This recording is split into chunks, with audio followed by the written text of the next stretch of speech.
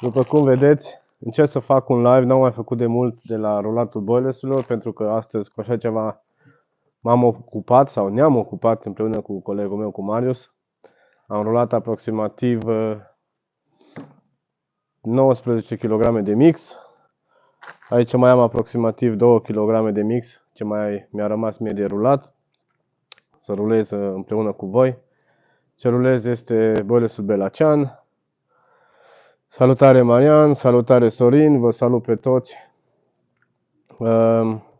Ultima tranșă, ceea ce o să fac sunt solubile, 20 de mm. Urmează și la noi o partidă de pescuit, aproximativ în 2 săptămâni. Și cu temperaturile astea de afară, cu vremea care a venit, pregătim și solubile la noi.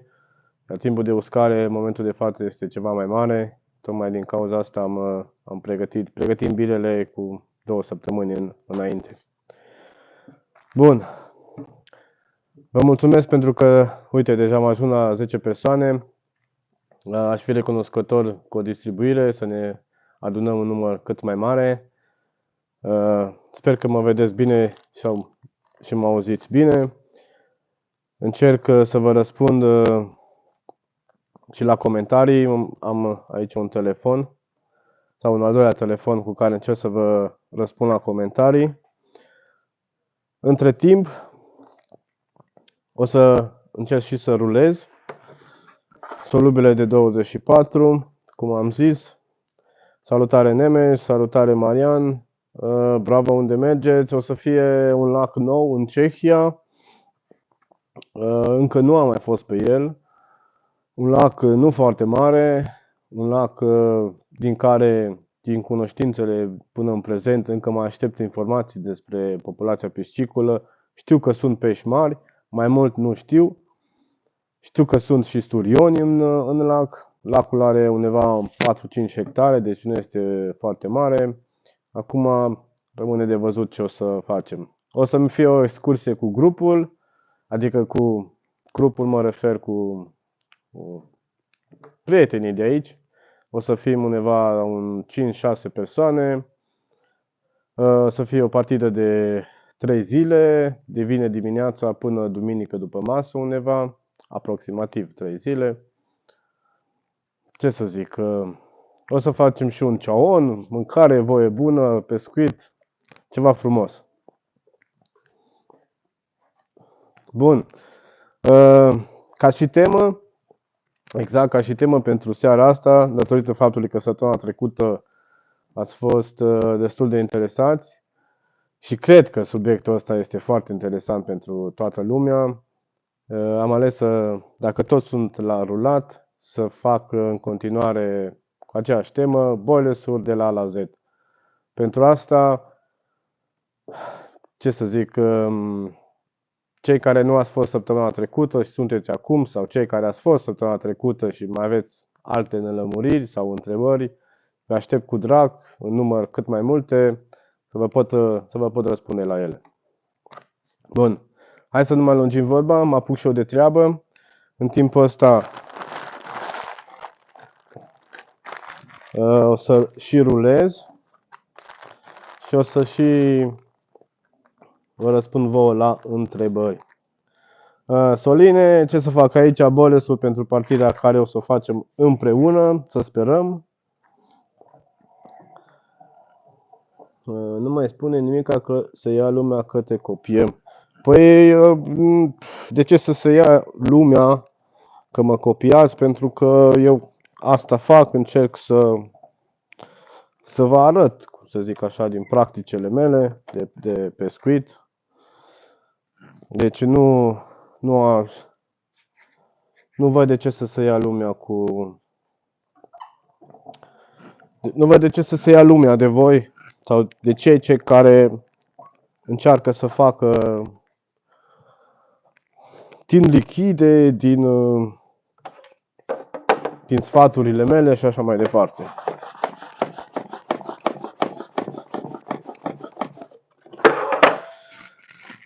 Da. Anfitrion, nu tocmai ce am intrat, nu ai întârziat, nicio problemă. Haideți cu like-ul, băieți, suntem 14 pe live. Uite, deja și aici pe YouTube lumea este interesată tot din ce în ce mai mult, ceea ce mă bucură. În același timp, totodată vă și mulțumesc pentru că sunteți alături de mine. Sunt invidioși că reușim să ajungem unde trebuie datorită ție. Lucian, ce să zic, nu știu dacă chiar sunt persoane invidioase pe ceea ce fac eu, le pot transmite că nu au motive de ce să fie invidioase. Ceea ce fac eu, încerc să ajut pe cei interesați de așa ceva. Iar să ajungeți unde trebuie datorită mie, îți mulțumesc pentru vorbele frumoase, dar sfaturile sunt una. Pot să îți explic ție, dar dacă tu nu pui în practică sau nu faci din ceea ce zic sau din ceea ce explic eu sau spun eu, tot nu ai cum să ajungi unde trebuie, după cum spui tu. Deci, nu e doar datorită mie, e și datorită vouă. Celor care faceți sau care îmi urmați sfaturile, să zic.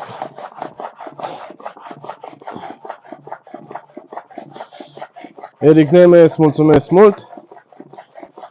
Mulți am învățat de la tine și respect. Da, mulțumesc mult și eu vă respect datorită faptului că sunteți alături de mine, că sunteți interesați de conținutul meu. Bun, uite, prima întrebare, mai serioasă. Are ceva dacă am pus în hidrolizatul ficat de pui și dacă l-am făcut pastă, trebuie să-l las mai mult de 2 săptămâni. Ideea e în felul următor. Timpul de macerare, să zic, a ficatului, poți să-l lași și 2 săptămâni sau și mai mult, poți să-l lași 6 săptămâni, poți să-l lași și mai mult, să zic. Ideea e când observi că când deschizi capacul de la borcan sau în ceea ce ai făcut tu hidrolizatul, nu mai ies așa de multe gaze, procesul de fermentație este gata și practic poți să-l strecori și să-l folosești. Procesul este gata mai repede, să zic așa, dacă menții temperatura, adică să fie o temperatură constantă mult mai mare. O temperatură, ceea ce îți recomand eu, undeva 20-25 de grade aproximativ. Dacă o să reușești să menții această temperatură indiferent de perioadă, de zi sau noapte, atunci o să fie ceva mai repede. Gata. Mai sunt și alți factori ca să-l faci să fie gata mult mai repede. Am în plan așa ceva, este gândit totul cum să fac acest hidrolizat și nu numai ăsta de ficat, mai multe. Să fie gata mai repede. Încă nu am pus în practică, urmează în iarna asta să fac și chestia asta. Pentru a obține un timp mult mai repede, să zic.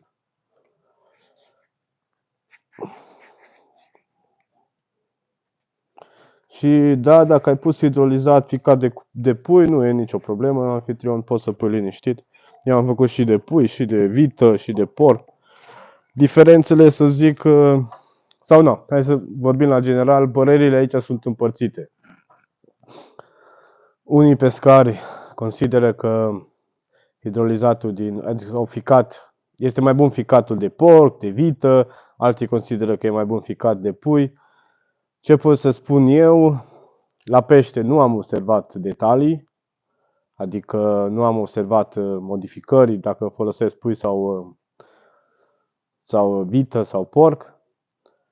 Ce am observat, hidrolizatul din vită, de ficat de vită sau ficat de porc, este ceva mai tare sau mirosul este ceva mai puternic decât la hidrolizatul din pui. Dar în rest, iar despre preferințele peștilor, nici pe atât.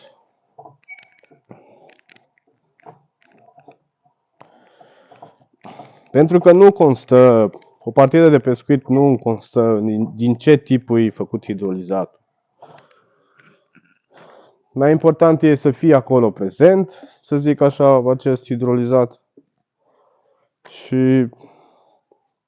într-o partidă de pescuit ce constă cel mai mult? Să citești lacul, să citești peștii, să găsești peștii și așa mai departe. Asta e cel mai important. Bun, în continuare vă aștept cu întrebări. O modalitate iarăși de a face hidrolizat din ficat este precum cea, dacă ați văzut, cred că cei mai mulți dintre voi ați văzut deja modalitatea de a face CSL. Ce pot să vă spun despre CSL este că gustul, mirosul este, hai să nu zic identic, este mult mai bun decât cel din magazin. Ceea ce găsiți voi în magazin, poți să-i faci o concentrație mult mai mare. Ați văzut cum am procedat eu. Ce pot să zic, totuși, dacă faci așa o concentrație mai mare, folosind apă, iar pe urmă eliminând apa prin evaporare, distrugi puterea microorganismelor, să zic așa. Adică în live-ul de săptămâna trecută vă spuneam că aceste microorganisme sunt, adică mai exact probiotice, care au un rol de a digera mâncarea, iar dacă le încălzești la această temperatură, ele sunt inactive, adică nu mai au viață și practic pierzi pe linia asta de aceste lichide de a te ajuta și în digestia hranei de către pești. Practic asta o elimin cumva din ecuație. În rest, rămân totul la fel, vitaminele și aminoacizii se păstrează la temperaturile de 60-70 de grade. Doar asta o pierzi, să zic, microorganismele. Referitor la ce vreau să zic, referitor la modul de a face, eu sunt totuși pe calea cealaltă, adică lăs lichidul, chiar dacă el este încă activ, adică microorganismele lucrează, chiar dacă procesul de fermentație este gata, o să observați după un timp că sticla sau în ce îl depozitați, lichidul începe să se mai umflă și când deschideți capacul ies puține gaze.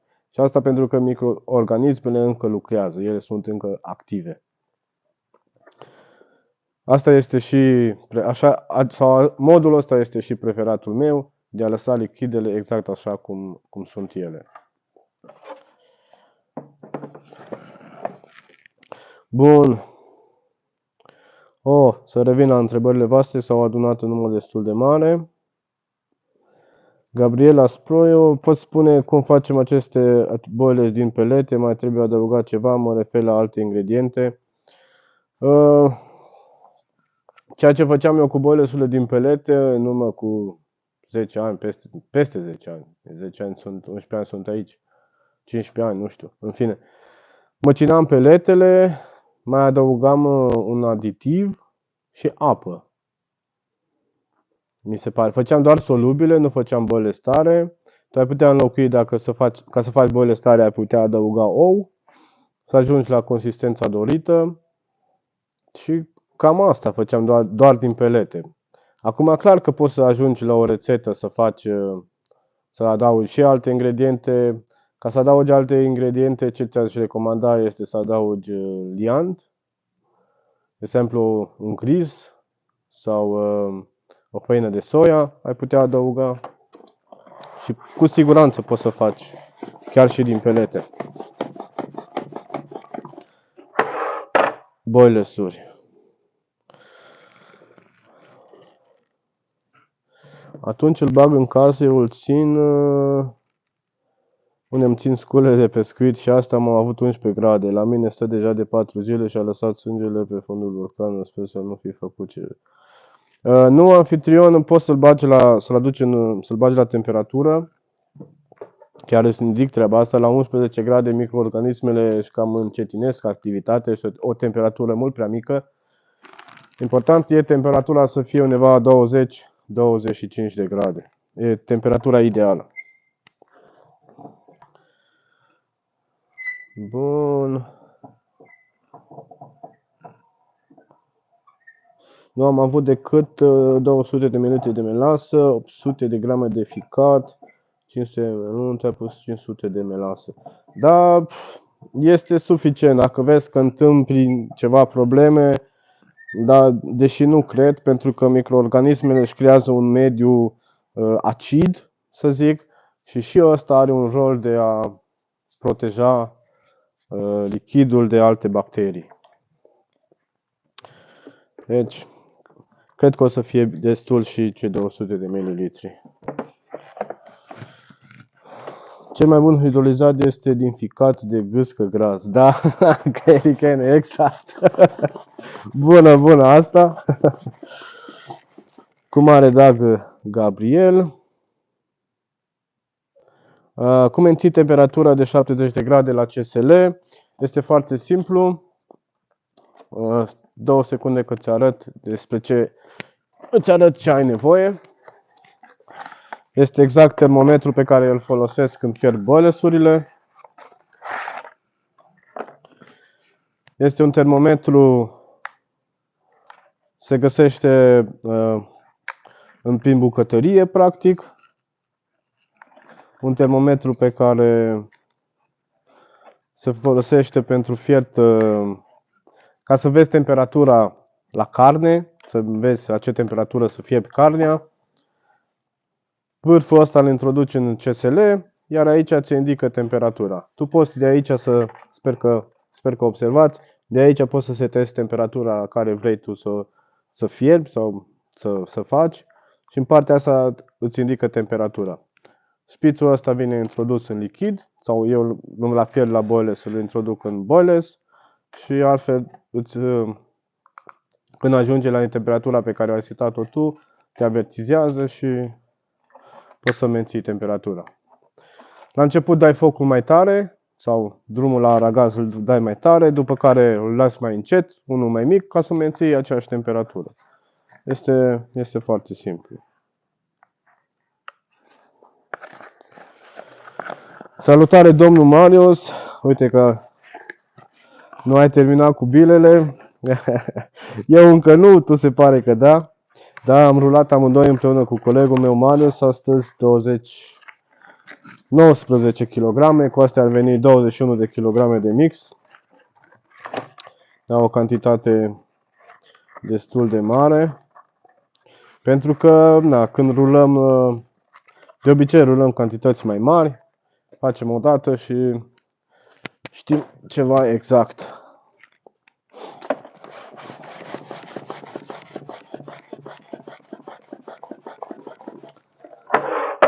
La câte întrebări îi pune, nu știu dacă le mai termină astăzi. Păi tocmai asta e și motivul pentru care mi-a lăsat doar 2 kg, pentru că m-am gândit că mai urmează întrebări, chestii și o să fie mai dificil și cu rulatul, să zic.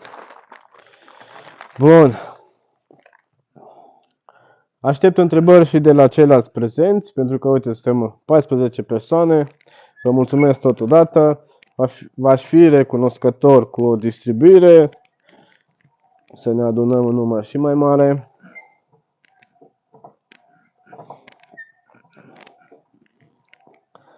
Da, astea ce mai am aici, 2 kg, nu e o problemă, astea merg repede. Dacă stăteam de ele, deja erau gata. Sunt doar 24, deci nu e o problemă cu ele.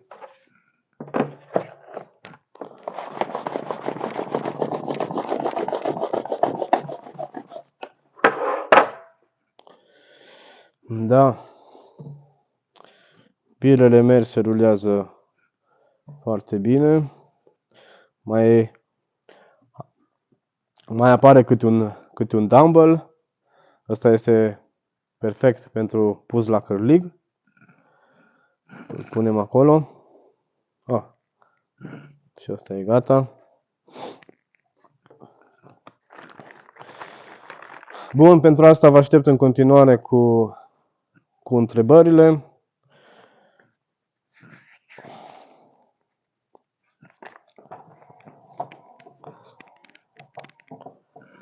De ce prefer mașina de tocat în loc de pistol cu aer? Da, uite, de ziua Germaniei o sărbătorim prin muncă. Da, avem plănuit să mai facem încă o tură de rulat bolesule, exact așa este, Marius. Bun, acum să revin la întrebarea lui Marian. De ce prefer mașina de tocat în loc de pistol cu aer? Ca să faci pistol cu aer, Marian, pistol cu aer necesită o investiție, iar faptul că nu rulez cantități foarte mari, nu am de ce să fac investiția asta în momentul de față. Asta ar fi una la mână. Al doua chestie care este cu mașina de carne, este cârnațul mult mai îndesat decât cu pistolul cu aer și bilele sunt puțin mai grele decât dacă le-aș scoate cu pistolul. Ce să zic, nici cu mașina de carne nu-i treaba foarte grea, merge lucru foarte bine, ne-am obișnuit cu ea, așa că nu avem de ce să o schimbăm. Referitor la o mașină de carne și un pistol normal cu mâna, prefer mașina de carne de 1000 de ori pentru că este ies cârnații mult mai bine și ies pe aceeași grosime pe toată lungimea cârnațului. Pentru că cu pistolul e greu să ții pistolul și să-ți iasă coca. Uite, în momentul de față coca asta stă aici de aproximativ, sau de când e gata, de când am amestecat-o, stă de aproximativ plecare 2 ore sau 3 ore de când am amestecat-o. În momentul de față este puțin mai tare, aș mai putea să adaug puțină apă în ea, dar o lăs așa acum. Cu pistolul de mână ar fi un chin să scoți cârnați în momentul de față cu ea. Posibil ies mai compacte și mai grele. Da, exact, chiar asta este și problema. Și decât un pistol cu aer, prefer un extruder. Este mult mai bun decât un pistol cu aer, pentru că extruderul scoate la fel cârnații mult mai des, mai îndesați decât pistolul cu aer.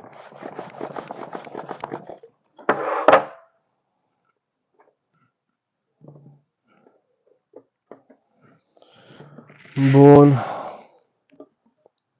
Hai să vedem. Valentin, salutare Valentin, care este procentul maxim de belacean într-un mix? Valentin, ce pot să zic, belacean poți să adaugi cât te ține buzunarul, să zic așa, pentru că prețul lui nu este chiar unul destul de mic, întrucât este un ingredient natural, și aici mă refer la extractul de belacean, pentru că mai găsești și pastă, mai găsești și bloc, mai găsești și lichid. Deci extractul de belacean, pudră, poți adăuga cât vrei tu, cât te ține buzunarul, întrucât el este un extract natural, nu conține nimic sintetic. Deci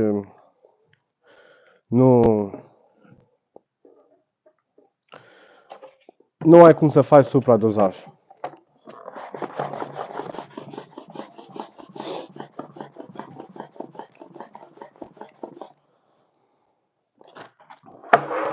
Poți să începi de la 50, 100, 150, 200 de grame sau chiar 250 de grame să te duci pe kilogram fără nicio problemă.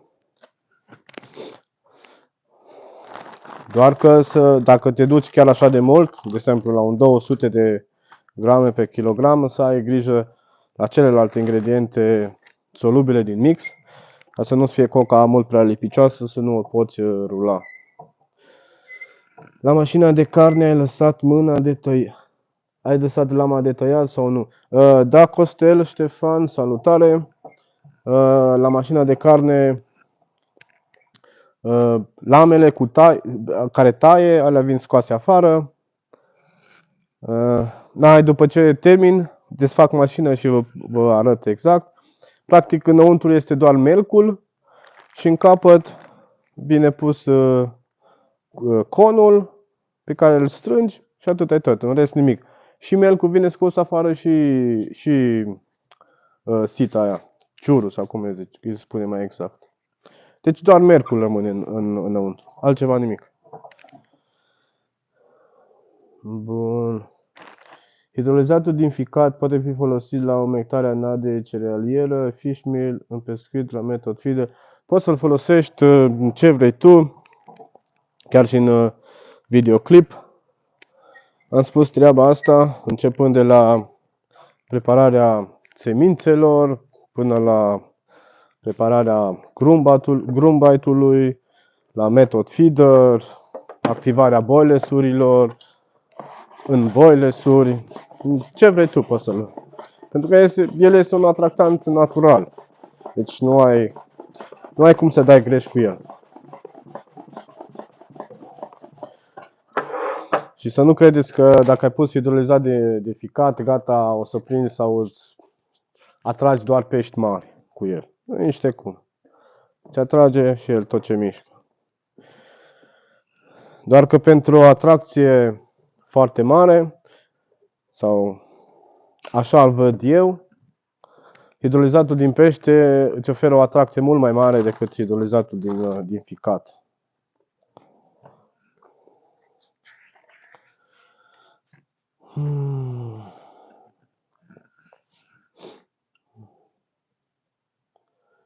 Cu pistolul ies bile critic echilibrate.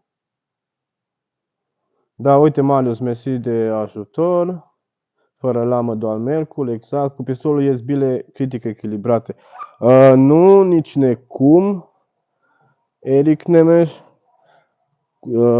Ca să faci bile critic echilibrate ai nevoie, poți să faci și cu pistolul, poți să faci și cu mașina.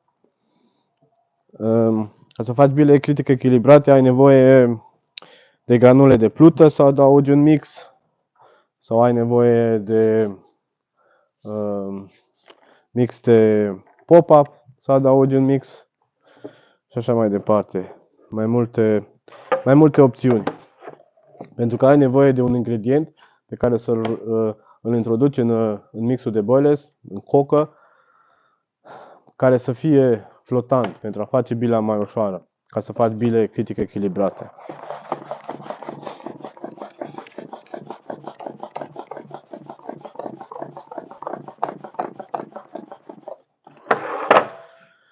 Da, uite, încet terminăm. Se umple o lădiță. Da, cred că sau aproape jumate deja l-am rulat. Pentru că la bila de 24 intră multă cocă. Da, uite, Amfitrion exact, ne spune că cu sitea aia poți să faci peleți. O practică ce poți să faci referitor la asta, dacă sunteți interesați și de așa ceva, este ca în capăt la mașină, stai că să văd, mi se pare că mai am o mașină aici. Pentru că sunt dotat. Da, uite, chiar pot să vă arăt la mașina asta. Deci, înăuntru este doar melcul. Aici vine pus filetul cu conul, îl strângi și atât ai tot. Dacă vrei să faci peleți, pui melcul și ce e o chestie importantă, să pui ca un fel de cuțit, doar că nu prin interior, să-l pui pe exterior, pe exteriorul sitei. Practic, prin sită îți iese coca afară, pe granulația care o vrei tu, adică în funcție de cât de mari sunt găurile la sită. Iar dacă îi faci aici un cuțit care să vină prins de melc, cuțitul se învârte pe lângă sită și stai bucățile de cocă care îți ies afară. Și așa, astfel îți poți să-ți faci peleți tu singur. Peleți pe care, dacă îi lași doar la uscat, sunt solubili, iar dacă vrei să-i faci tare, să nu fie solubili, îi fierbi. În funcție și de consistența din cocă. Bun, Marian ne întreabă, ar trebui să ne explici cum tai conul la mărimea dorită. Ok, cu chestia asta, bun, vă explic acum în mare. Termin cârnatul ăsta de scos, dacă tot m-am apucat de el și vă explic. Pe tema asta vreau să fac și un video. O să vă explic mai exact. Dar vă arăt acum în mare modalitatea pe care o pot să o fac sau cum fac eu ca să tau conul la mărimea dorită, ca să nu întâmpin probleme. Chiar dimensiunea la con este ceva foarte, foarte important pentru ca să-ți iasă bilele rotunde și să rulezi, să nu ai probleme la rulat.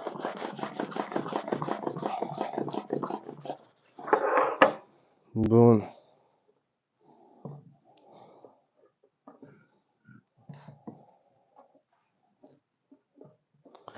Ok. Asta este masa de 24. Am nevoie de un con momentan.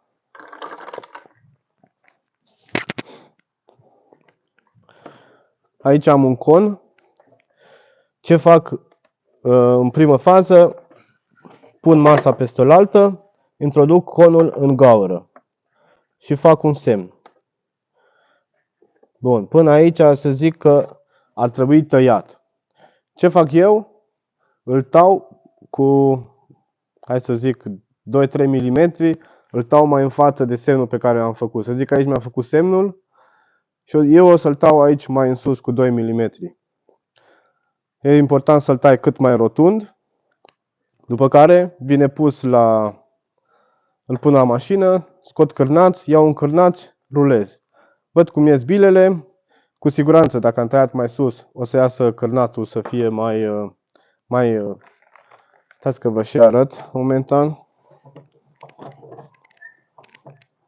Scot rapid un cârnaț.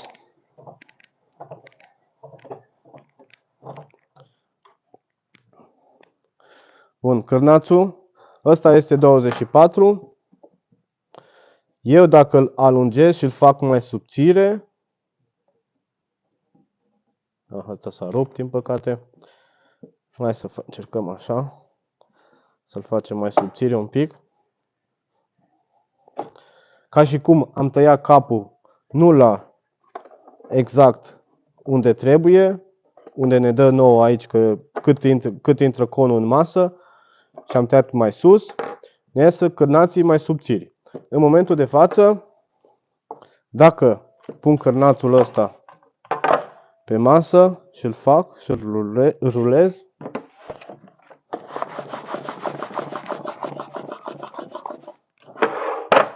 după cum puteți vedea, ce am aici sunt dumbbell-uri.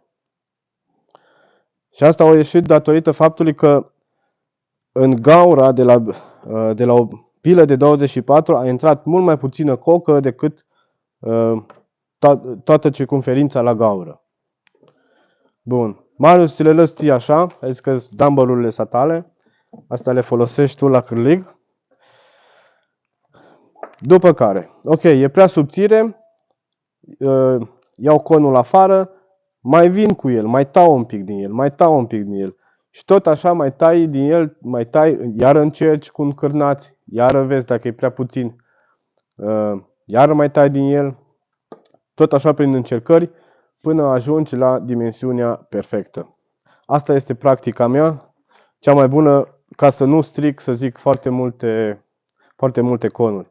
Pentru că ce se întâmplă, tu poți să ai introdus conul aici, ți-ai făcut semn, ok, până aici trebuie tăiat, l-ai tăiat rotund, ai scos un cârnaț și vezi că ce se întâmplă, stați că vă arăt. Mai exact, mai scot rapid un cârnaț. Bun. Aici este cârnațul, să zic că l-am scos, o să încerc să-l fac puțin mai mare, mai gros. L-am adunat un pic. Ok. Dacă tu îl tai prea mult, îl pui pe masă.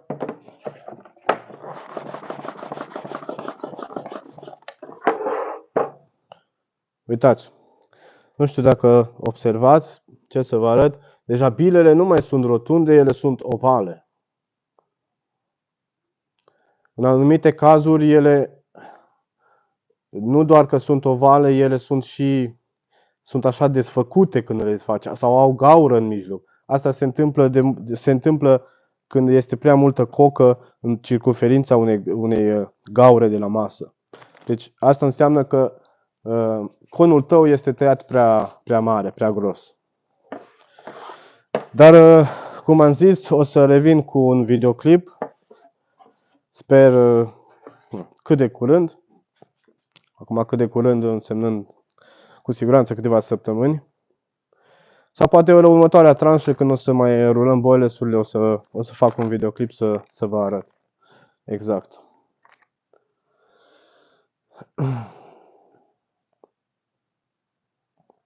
Bun.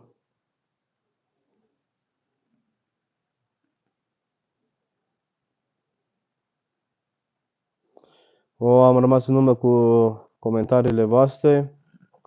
Dacă cu sita aia poți face pe LED, să ne explici conul, dar am spus-o, să ne zici de hidrolizatul de pește, că nu l-am mai găsesc.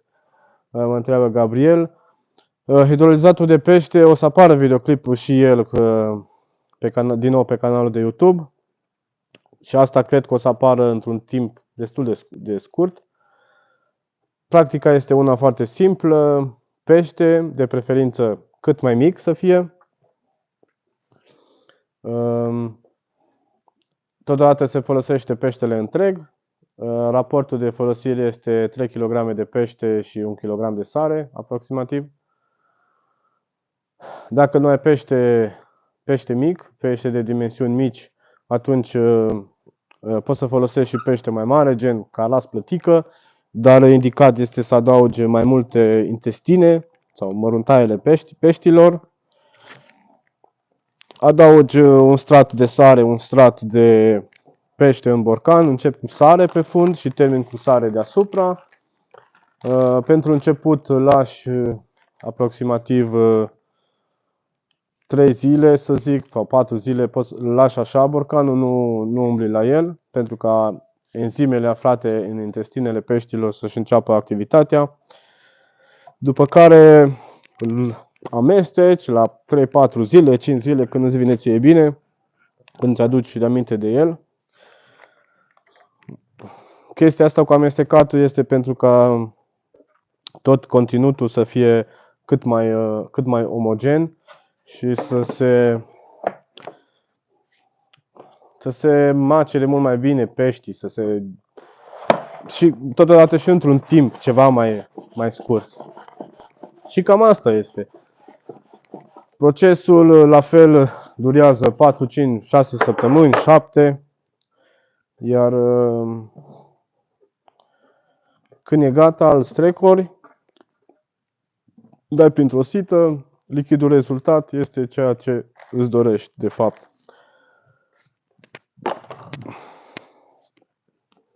Bun, nici nu mi-a trecut prin cap așa ceva, wow. Chestia cu conul, probabil. Idee pentru următorul live, peleți. Da, nu e o idee rea, doar că Da, este destul de dificil de făcut. Eventual un video cu asta aș putea să fac. Lăsați peleții pentru iarnă, să ne mai explice și comportamentul peștilor pentru perioada următoare. Da, asta este iar o temă bună. Da, mă gândeam la o altă temă de discuție pentru seara asta, mai exact abordarea unui lac nou, pentru că chiar urmează așa ceva. Doar că am zis că dacă tot rulez boilesurile, o să fie discuția asta probabil săptămâna viitoare, abordarea unui lac nou. Și atunci, acolo putem povesti despre comportamentul peștilor și așa mai departe.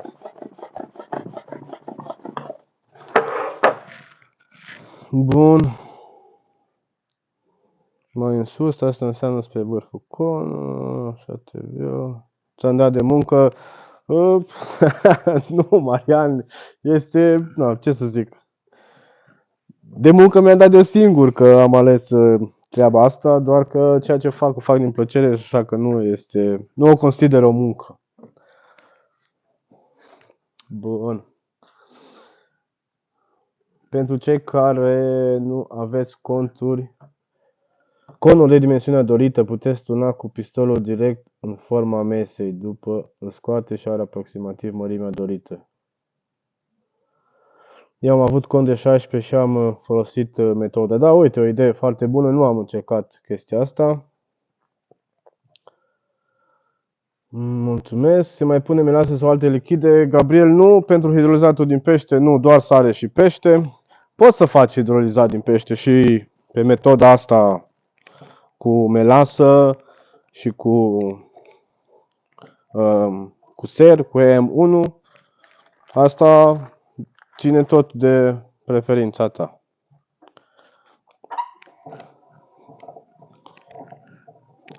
Cum dorești. Bun, vă mulțumesc încă o dată de prezență. V-aș fi recunoscător cu o distribuire, să ne adunăm un număr și mai mare. Tocmai ce am fost observat că am fost și 20 de persoane, chiar încă 20, cred că n-au mai fost niciodată pe YouTube. Asta înseamnă că vorba aia tot are un început.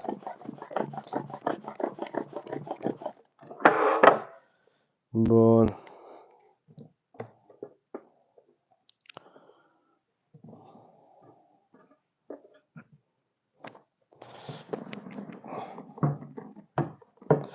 Bombonele Acadele de 24. Da, sunt curios și eu de partida care o să vină, de lacul, unde o să mergem. Aștept mai multe informații despre el. 20 de oameni pe live, mai mulți decât duminica trecută. Da, chiar asta ziceam și eu. Și sincer vă mulțumesc pentru prezență. La ce folosește melasa hidrolizate și CSL? Are rol de conservare? Da, practic ai pus întrebarea anfitrion și ai răspuns singur la ea. Ăsta este un rol. Melasa, probabil că cei mai mulți știți chestia asta, că este dulce, ceea ce înseamnă că conține o cantitate de zahăr. Zahăr care este, la fel cum este și sarea, este un conservant natural foarte bun. Deci ăsta este primul rol, de a conserva produsul. Iar al doilea rol este de a hrăni, este hrană practic pentru microorganismele din ser, din EM1. Practic cu asta se hrănesc și se înmulțesc, să zic așa.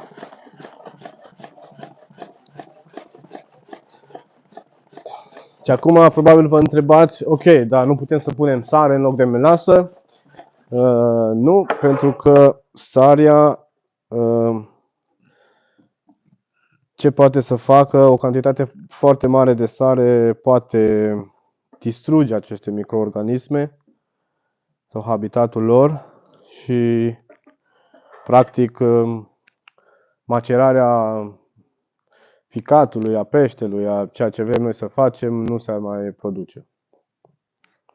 sau a porumbului pentru a face CSL.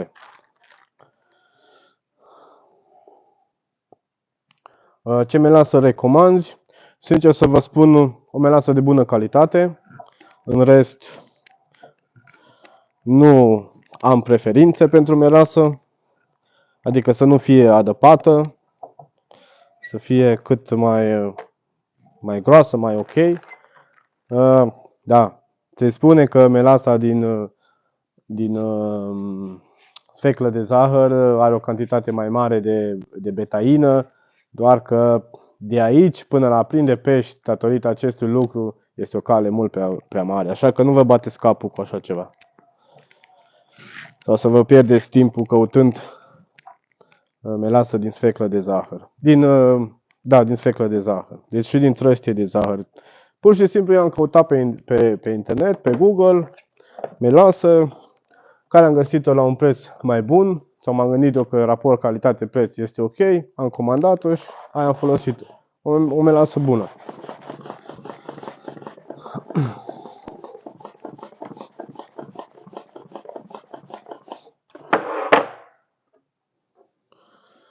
Da.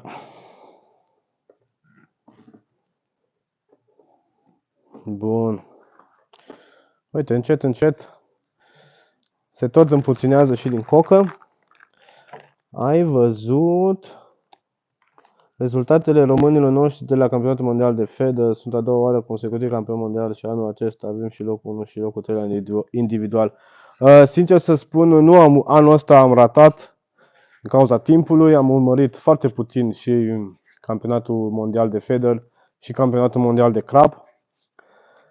De obicei fac treaba asta, urmăresc pentru că, clar, este ceva ce îmi place.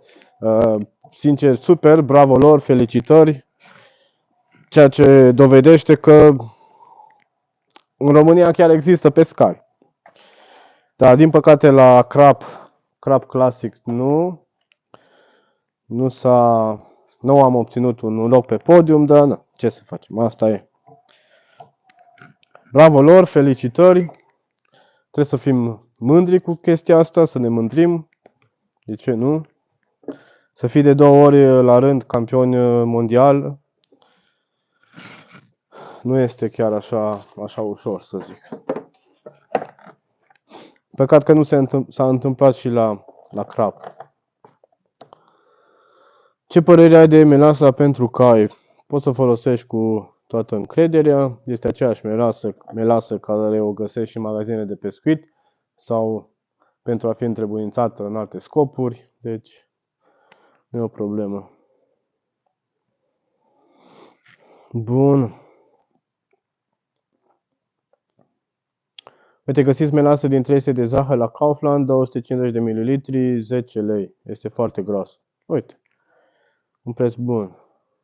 Eu am cumpărat, mi se pare că la 5 litri, dar cât am dat pe ea, sincer să vă spun, nu mai știu.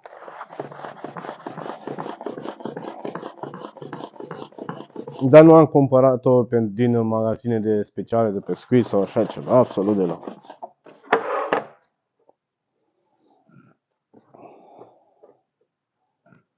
Absolut deloc. Bun. Ar trebui în momentul de față să schimb puțin lădița. Da.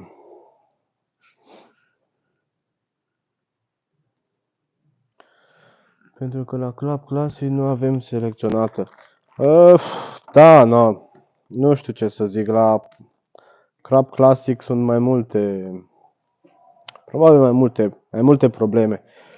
Este interesul mult mai mare, zic eu. Adică vrea mult mai multă lume să ajungă acolo. Pentru că pescari pe carp clasic sunt și avem pescari foarte buni. Nu poți să negi treaba asta. Doar că... Dar contează foarte mult și locația unde se ține. De obicei, pescarului român îi place, sau părerea mea, e de preferat o baltă unde să să fie cantitate foarte mare de pește. Nu o baltă dificilă, să zic așa, care să te pună în dificultate, să te pună să gândești. E mult mai avantajos o baltă unde se prind cantități mari de pește, să zic.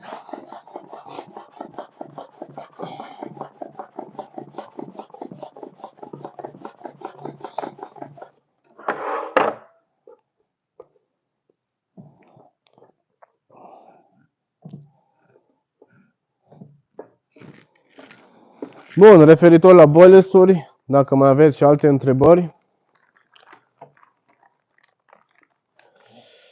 Ok, la Crab Classic Junior am ieșit anul acesta campion și la feminin locul 2 sau 3, dacă nu mă înșel. Da, sincer să spun, nici eu nu știu exact ce s-a întâmplat. Anul ăsta am urmărit foarte, foarte puțin fenomenul, pentru că timpul ăsta, în ultimul, este din ce în ce mai puțin la mine, să zic. La anul le facem niște bile de belacean și vedem după. Da, bună asta, Marius. Exact.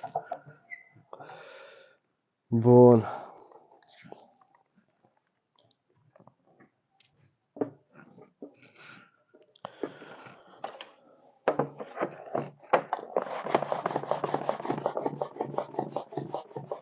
Da, nu, ce să zic și despre belaceanul ăsta, nu este... E o bilă bună, nu? Până la urmă mi-a dovedit chestia asta, prinde pești indiferent de temperatură, atât primăvara de vreme, pe apă rece, am pescuit cu ea toamna târziu, la fel, în vară, chiar acum ultima partidă a fost temperaturi foarte mari, chiar 36 de grade, acalmie totală pe baltă, doar că bila mi-a adus pești, deci pești am prins. Acum mai mult, ce pot să zic? Noi suntem foarte mulțumiți de randamentul ei. Legat de rețeta squid și condimente, cu ce altă făină putem înlocui squidul? Păi poți să înlocuiești cu ce făină de vrei, anfitrion. Eu am adăugat squid pentru că denumirea este squid și condimente și am ales squidul pentru că squidul este o făină și o aromă sau o bilă care este cunoscută, să zic așa, folosită, care a dat randament. Poți să adaugi ce făină de pește vrei, somon, LT94, sardine și așa, krill, dar la krill să aveți atenție pentru că 200 de grame de făină de krill este o cantitate mult prea mare. Totodată pot să vă spun dacă am ajuns la făina de krill. Făina de krill, datorită carapacei care se află krillul, este o făină care are o densitate mult mai ușoară și o cantitate mult prea mare poate să-ți facă bilele critic echilibrate sau flotante. Deci vă recomand cam 100 de grame pe kilogram de mix. Puteți încerca și mai mult, doar făcând teste.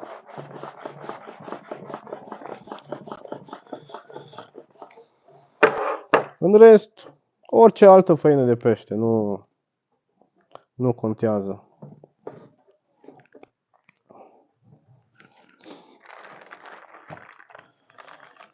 Salutare Elvis, Costel Ștefan. Ce părere ai de făina de pește din Agroland? Cea mineralizată. Salutare Cosmovici Marius.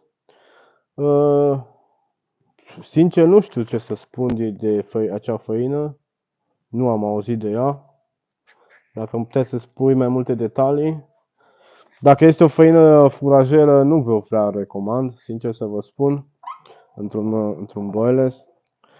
Puteți să folosiți, există în magazine, chiar prețul lor nu este unul destul de mare, făină de pește mult mai bună, chiar,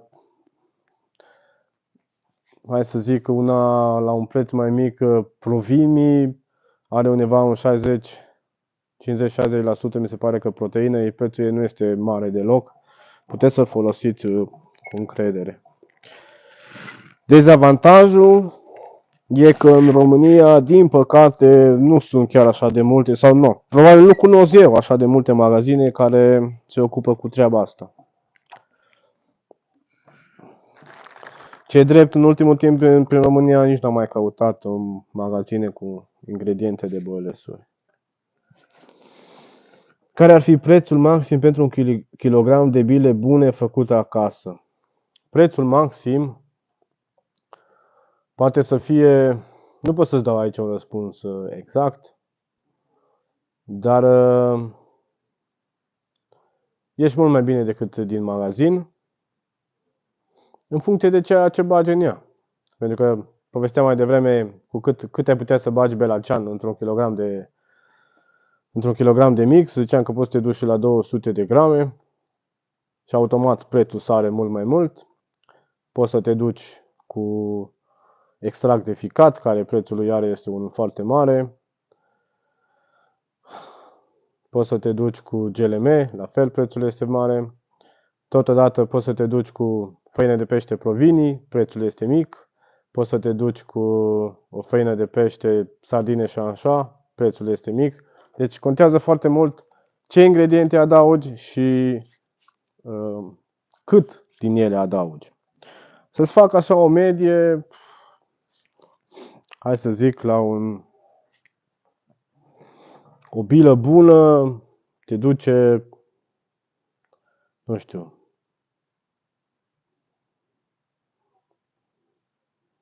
6, 7, 8, pe acolo să zic. Poate 9, dar mă refer la euro.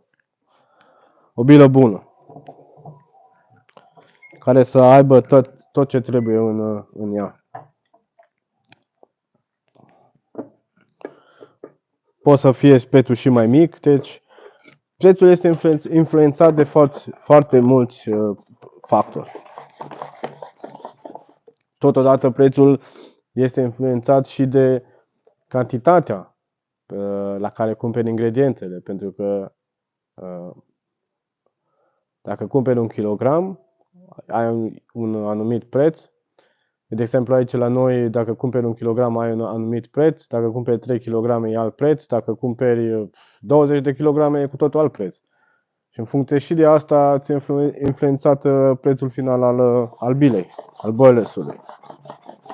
Deci prețul este foarte diferit de foarte, foarte mulți factori. Tu poți să faci același boiles bun cu aceleași ingrediente, cumpărând ingredientele toate la 1 kg, să-ți iasă, nu știu, hai să dăm un exemplu, 10 euro, și cumpărând ingrediente la cantități mult mai mari, 5 kg, 10 kg sau 20 de kg, ajungi cu prețul la un 5 euro. Deci, cu aceleași ingrediente. Deci prețul este foarte diferit.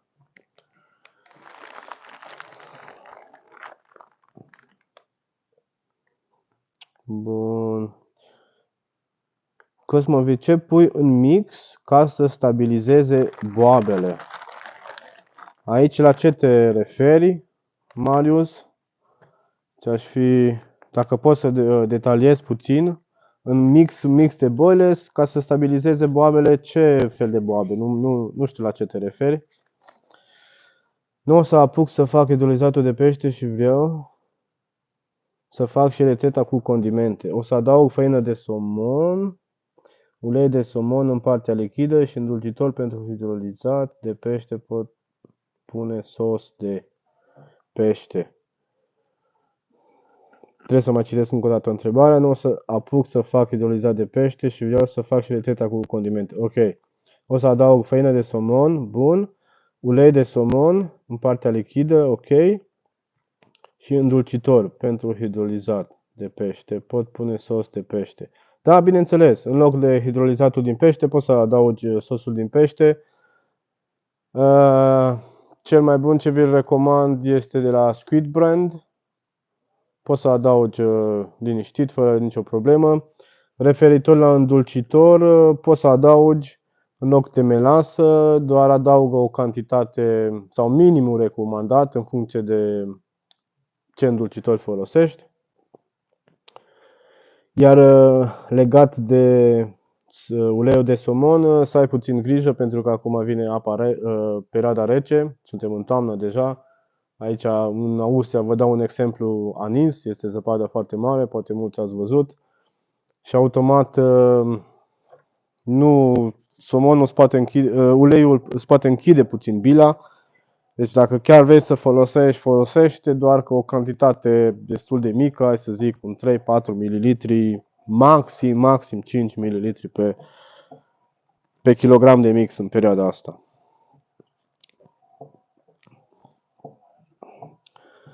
Bun. Înlocuitor, am înțeles acum, am înțeles. Deci ca să folosești înlocuitor la hidrolizatul din pește, sos de pește, da, bineînțeles, anfitrion, poți să folosești liniștit. Fără nicio problemă.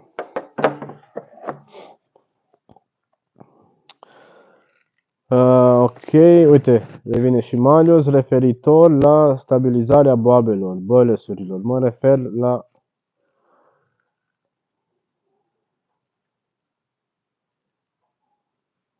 Deci, referitor la stabilizarea boabelor, bălesurilor, mă refer la a rămâne foarte compacte, să nu se desfacă. Ok, acum am înțeles. Tu mă întrebi, te referi ce adaugi în mix, ca bilele să rămână tari, să nu fie solubile, să nu se desfacă în apă. Ei bine, două modalități ai. O modalitate este ca în partea lichidă să adaugi ou, iar a doua modalitate este să adaugi pudră de ou, este un produs EPU60, dar din păcate momentan nu pot să ți-l arăt. În rețeta Squid și condimente îl găsești, îl poți vedea, acolo explic mai multe despre el.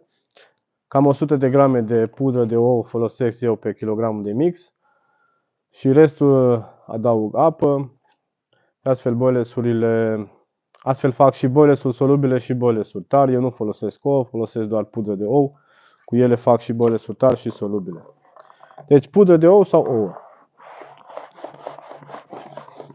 Dar în același timp, dacă folosești pudră de ou sau ouă, ca să-ți rămână tari, nu mai folosești lapte de porumb.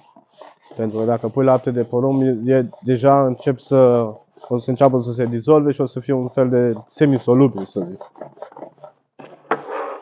Chiar dacă le fierbi. Da, dacă nici chestia asta nu o știai, după ce le-ai rulat, ele trebuie să fierte ca să-ți rămână tari.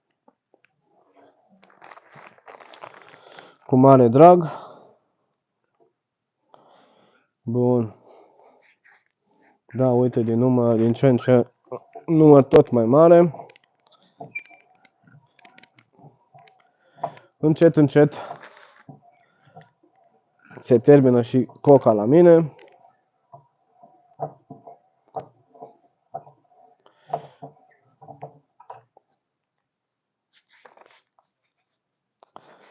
Am în plan și pe rețeta de Squid și condimente să fac un videoclip în care să vă arăt totul mult mai detaliat, începând de la compoziția mixului, pentru că vreau și să fac și două modificări. Tura viitoare când o să rulez în mix, asta o să vă spun doar în videoclip. Doar că timpul ăsta, sper în iarna asta să reușesc să fac mult mai multe videoclipuri, pentru că în momentul de față chiar nu am timp foarte mult. Da, totodată cred că și live-urile astea sunt destul de informative, adică vă răspund cu drag la orice întrebare, nu e nicio problemă, chiar dacă tema eu o aleg, sau chiar dacă eu aleg o anumită temă și vin întrebări și cu totul diferite, vă răspund, nu este nicio problemă.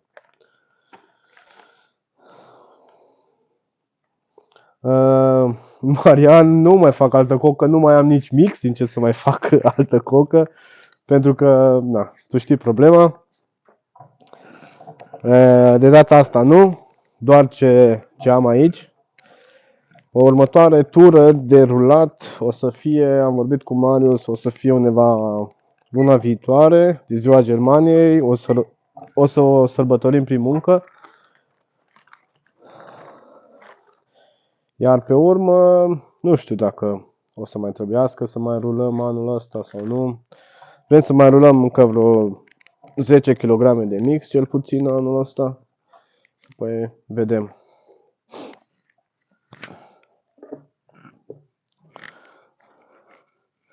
De-aia nu merge treaba în România. Unul muncește, 25 se uită. Așa că trebuie să faci altă cocă, da? Păi nu, dacă se termină coca, mai rămân cu voi la povești, nu e nicio problemă. Cu drag. Doar că e mai frumos când mă vedeți că muncesc. Da. Bun. Îmi cer scuze. Ce crezi? Salutare, Florin. Încă oamenii mai cred în boilers. E o nadă complexă. Dar nu e așa chiar dacă adaugi numai ingrediente scumpe. Asta nu înseamnă că ai o bilă de top. Total adevărat, absolut. Nu trebuie să adaugi numai ingredientele scumpe sau nu înseamnă că dacă adaugi toate ingredientele scumpe și le pui într-o bilă, faci o bilă, înseamnă că tu ai cea mai bună bilă. Absolut deloc. Nu e adevărat. Tu trebuie să combini ingredientele pentru ca să ai o bilă bună. Sau hai să vă dau, stai să termin cu asta, să vă dau un exemplu sau să vă spun ce consider eu că înseamnă o bilă bună. În primul rând, o bilă bună trebuie să aibă un complex de proteine, părerea mea. Adică atât proteine vegetale, cât și proteine lactice, cât și proteine din pește. Deci un complex cât mai mare. Totodată un conținut de vitamine, totodată un conținut de aminoacizi, totodată să aibă și o solubilitate destul de bună pentru ca să transmită în apă semnale chimice către pești, pentru ca peștii să recepteze, să primească informația că aici este hrană, că aici este mâncare. Totodată ar trebui să conțină sau să fie cât mai naturală, să zic, părerea mea, adică cu cât mai puține substanțe chimice băgate în ea. Și tot felul de chestii din astea. Nu trebuie neapărat ca bila aia să conțină 2-3 făinuri și, eu știu, o aromă și betaine la greu ca să aibă peștele să o poată digera și înseamnă că e o bilă bună. Sau cât mai multe ingrediente care sunt scumpe. Nici de cum treaba asta. Și până la urmă, o bilă bună îți spune peștele. Dacă e bună, nu spune pescarul. Dacă e bună. Bun.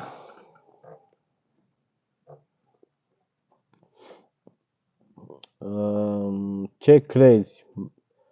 Ar putea ieși boilers-uri compacte din semințe de câine pămăcinate? Doar din semințe de câine pămăcinate este destul de dificil să faci chestia asta, pentru că cânepa este uleioasă, după cum probabil știți cu mulți dintre voi. Iar ca să folosești doar cânepă, chiar nu știu ce liant, chiar cel mai bun liant, glutenul, nu știu dacă ai putea să rulezi. Încearcă să faci, să macini semințe de cânepă, poți să faci un test dacă chiar vrei și adaugă, eu știu, ia-ți o cantitate, o măsură, pune un 200 de grame de semințe de cânepă măcinate, încearcă să le macini cât mai mărunt și pe urmă adaugă încet gluten sau făină de grâu albă. Și vezi dacă până la urmă o să reușești. Da, până la urmă o să reușești, dar vezi în ce proporție adaugi și cât de mult gluten. Deci, da, hai să zic că ai putea să faci și chestia asta, dar nu știu dacă chiar merită oboseala, adică nu știu cât de mult randament ți-ar da doar câine pămăcinată și cu făină albă, cu gluten. Dar dacă chiar vrei să încerci, de ce nu?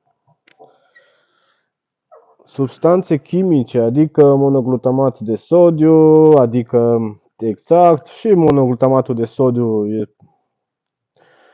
se consideră un produs natural, nu știu cât de natural este și el. Aromele, hai să zicem, ce sunt și aromele, nu sunt tot la fel substanțe chimice. Ce mai putem include aici? Conservanții, tot la fel. Sunt mai multe, nu, tot ceea ce poți să adaugi. Adică nu, asta este ideea mea, părerea mea, că cu cât te duci mai mult spre natural, cu cât este mai bine și pentru pește. Adică atracția bile o să fie una mult mai bună. Acum fiecare cu părerile și cu ideile lui. Salutare, Florin, ne-am salutat. Ce părere ai de bolesurile ieftine, bărfudurile care merg foarte bine? Da, Florine, nu poți să zici că merg prost sau că nu sunt bile bune. Bineînțeles, dar nu știu, părerea mea că dacă pescuiești bine un fish meal, chiar lângă un bărfud, tot timpul o să fie luat bărfudul. Dar nu, există și partide particulare în care poți să pescuiești cu bărfudurile. Ce părere să am? Atâta timp cât peștele dictează treaba asta și tu prinzi pește la ele, ești foarte mulțumit, fă în continuare, de ce nu? Deci, cum am zis, fiecare cu preferințele lui. La mine chiar și un bărfud, să zic așa, dacă în conținutul lui nu are un pic de făină de pește, nu am încredere în nada aia, în bila aia, spun sincer. Asta e mentalitatea mea. Aici, asta am ajuns eu să cred. Doar că, ți-am zis că părerile sunt împărțite. Bine ai revenit, Lucian. Păi glutenul nu se digeră mai greu, mănâncă bila acum și după mai vine pe vad în ianuarie. Ba, așa este, doar că nu, un alt liant mult mai bun decât glutenul și să-l folosească în cantități foarte mici, nu știu ce să ofere, să fie și la îndemână. Mai este guma xantan, dar aia o găsește mult mai greu.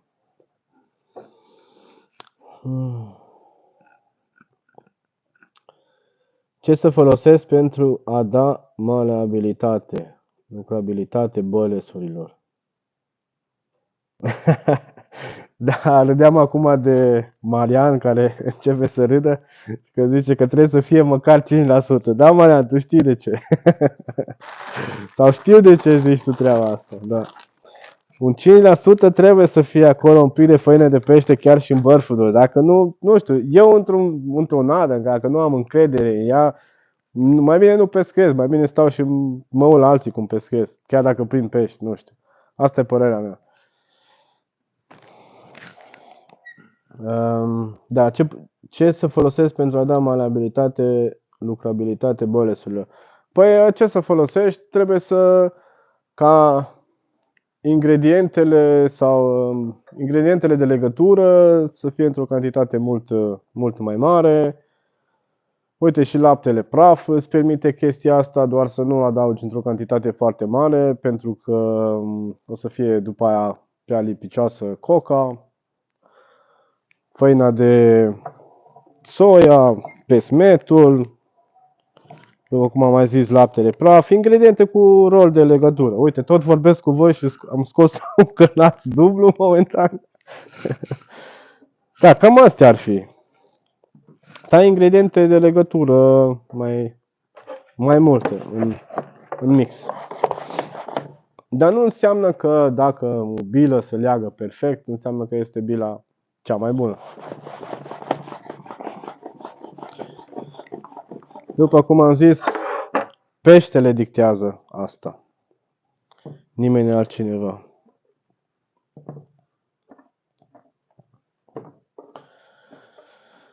Ai. Bun.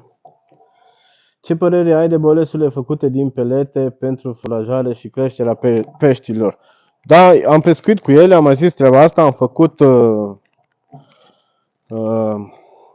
făcut și bolesuri din ele. Da, sunt pelete bune, poți să faci partide bune de pescuit sau ca să nu te chinuiești să faci bolesuri cu ele, poți să le folosești pe momitor, dau randament, deci da. Uite, dar și ele conțin făină de pește. O părere bună, dar o idee bună pentru a le putea folosi. Hai ca să zic cum am început eu pescuitul, să zic așa între ghilimele, mai mult. Am început cu mici grumbituri făcute de mine acasă, după care am trecut pe mămăligă. După ce am terminat cu mămăliga sau folosind mămăliga, am început să adaug în mămăligă făină de pește. Am observat că randamentul este cu totul altul. După care, și pe atunci foloseam, pe vremea aia când pescuiam cu mămăligă și am adăugat făină de pește, foloseam făină de pește predigerată, foloseam, mi se pare că și LT-ul, sau cum era el atunci, nu mai știu să vă spun exact, sub ce formă. Bun, după care am început să folosesc peletele de la Aqua, pentru că prețul lor era destul de bun. Cumpăram cu sacul chiar. Am început prima dată să le amestec cu mămăligă, după care goale, după care din pelete am început să fac boilesul. Deci cam asta a fost, să zic așa, o scară cum am folosit eu în anul. Și acum am ajuns să rulez boilesurile din ingrediente diferite. Da, zic că este o diferență între un boiles din pelete și un boiles bine făcut și gândit din mai multe ingrediente.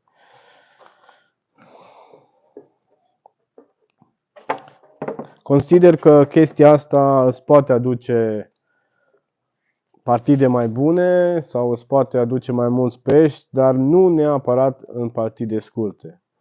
În partide scurte nu ai nevoie sau conținutul bilei nu trebuie să fie el unul foarte, foarte calitativ. Partide gen 12 ore, 24 de ore, nu ai nevoie de așa ceva. Acolo cel mai important este partea lichidă a boilesului, mai mult decât mixul, să zic. Uite, astea stau de mai mult timp, nu s-au rulat destul de bine. Bun. Referitor la boilesurile din pelete, se merită să muncești când poți să pescuiești, să nădești cu ele așa cum sunt. Ca să faci boilesuri din pelete, nu, mai bine pescuiești așa cum sunt. Pentru că, sau dacă vrei să faci oarecare selecție, deși este foarte greu să faci selecție cu boilesuri din pelete, dar eu zic că nu se merită. Aditivează-le bine, pune un lichid hidrolizat sau orice vrei tu peste ele, umectează-le bine, pune-le pe momitor cu ceva plastice pe lângă, să se stea bine echilibrul echilibrat și ai rezultate mult mai bune, mult mai rapide, decât să stai să faci boilesuri din ele.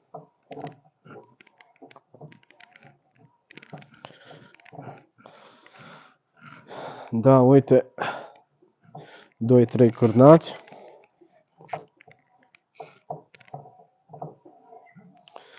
23 de persoane prezente, sincer vă mulțumesc de prezență, v-aș fi recunoscător cu distribuire.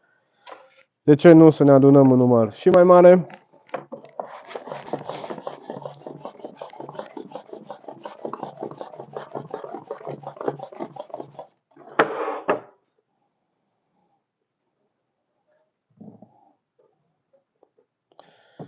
Bun. Mai avem aici de rulat 2-3 cârnați. Aici mai avem un dumbbell. I-am lăsat la Marius 5 bucăți suficient.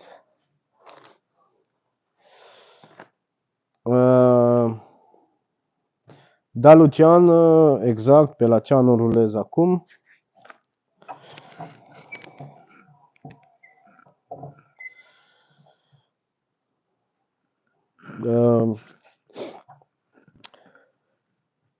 Mariana vine cu o întrebare. Făina de pește predigerată, ai una favorită sau folosești, pe care o folosești sau folosești CPSP 90? Da, din ce se spune că CPSP 90 este cea mai bună făină de pește predigerată, doar că nu pot să zic că am o favor sau că folosesc doar CPSP 90. De altfel, aici în Germania nu am găsit. Deci folosesc o făină de pește predigerată standard, nu ceva. Și la fel cred și chestia asta că are puțin gradul de solubilitate mai mare CPSP-ul, probabil ceva mai mulți aminoacizi, doar că de aici și până la avea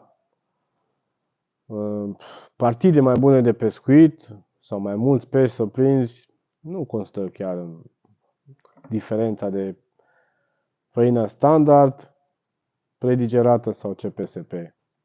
Că are CPSP-ul cu procent de 50%, știu cât are mai multă proteină sau mai cu 20%, 5% mai mulți aminoacizi sau liberi sau nu știu cum. Costă mai puțin sau sunt chestii mai puțin importante într-o partidă de pescuit. Important e ca ea să fie acolo, să fie prezentă. Și să fie una bună, nu o făină de pește predigerată pe care unii spun că poți să folosești până 350 de grame pe kilogram de mix. Acum vă întreb eu ce făină de pește predigerată e aia, dacă bagi 350 de grame pe kilogramul de mix, poți să-mi spui cum mai rulezi tu bălesule după aia. Pentru că coca o să fie foarte, foarte lipicioasă.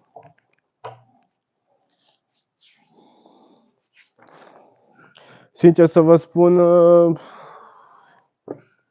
nu sunt neapărat foarte mare fan nici LT94, numai că este considerată o făină de pește mai bună. Într-o partidă de pescuit poți să folosești și un somon. De exemplu, vara poate să-ți dea făina de somon un randament mai bun decât LT194 pentru că este o făină de pește mai uleioasă. Deci aici sunt tot timpul părerile împărțite și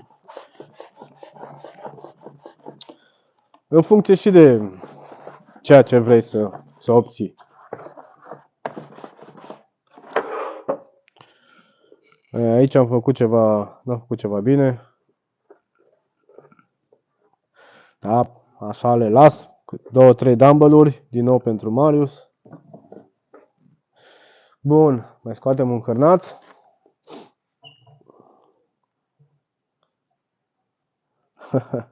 Alea 5 sunt pentru capturile alea mari. Exact. Bun, bolezi din pelete. Dacă vezi cu 5 bucăți. Se topesc repede peletele furașate. N-am pus să fac CSL.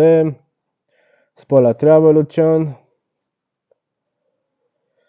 Se topesc repede peletele furașate. Da, acum se topesc, dar nu știu după ce se dizolvă, după ce se înmoaie, nu știu cât timp rămân așa. Sau pe timp de vară mai ales, cred și eu că peștii mici le distrug.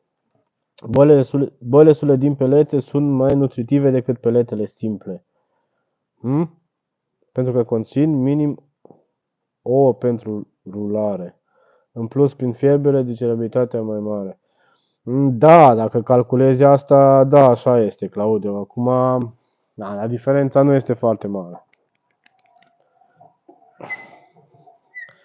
Asta așa este. Doar că eu te asigur că dacă faci un pescuit cu bălesuri din pelete rulate doar cu ou și raportat la un pescuit din pelete simplu, nu neapărat ai partide mai bune dacă cu bălesuri făcute din pelete.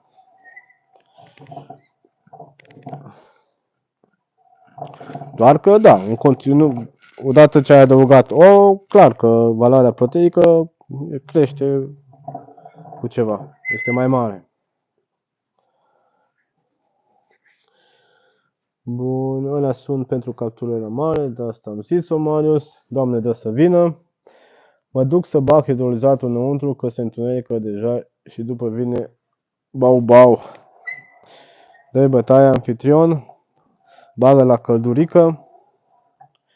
Iar Lucian ne spune că cum putem face un grumbai bun.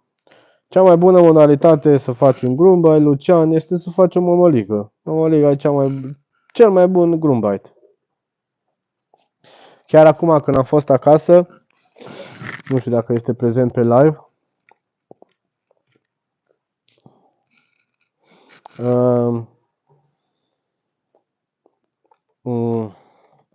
am făcut o partidă de pescuit împreună cu Daniel, o cunoștință, să zic așa. El nu credea că la mămăligă poți să prinzi pește. Și noi am demonstrat treaba asta, am făcut o mămăligă, am fost pe baltă, am stat de dimineața până seara și bineînțeles că cu acea mămăligă, clar, nu chiar goală, am mai adăugat în ea niște bile sparte, niște mix de belacean, cu totul mămăliga s-a schimbat, doar că cu mămăliga aia, cu bile la cârlig, am prins pești destui. Deci, cel mai bun grumbai este mămăliga, Lucia. Poți să o faci cum vrei tu. Important să faci mămăliga, după care poți să bagi în ea tot ce vrei tu. Făină de pește predigerată, făină de krill, eu știu, făină de căpșuni, aditivi, ce vrei tu. O chestie foarte importantă este mecanica la mămăligă. Și aici trebuie să fluctuezi, să jonglezi în funcție de situații, adică ca să-ți atragi peștele, e bine să fie mămăliga să se desfacă mult mai repede de pe momitor. Pentru asta adaugi parte uscată în mămăligă, după ce ea este gata, ai făcut-o. Câteodată este bine să-ți rămână mai tare pe momitor. Aici trebuie să simți tu, să vezi tu ce este mai bine și când este mai bine. Dar de obicei, la început de partidă, e bine să te desfacă de pe momitor, să-ți creezi un pat de nadă. Vă recomand totodată pescuitul cu mămăligă să-l faceți la un pescuit clipsat, la pescuit la punct fix. Și da, cam asta.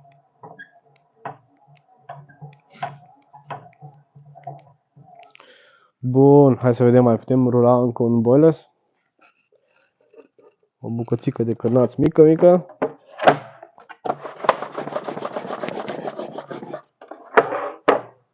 Marius, mai noroc de un dumbbell.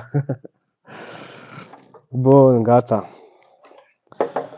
Cam astea ar fi pe astăzi. Hai să mai vedem întrebări de la voi.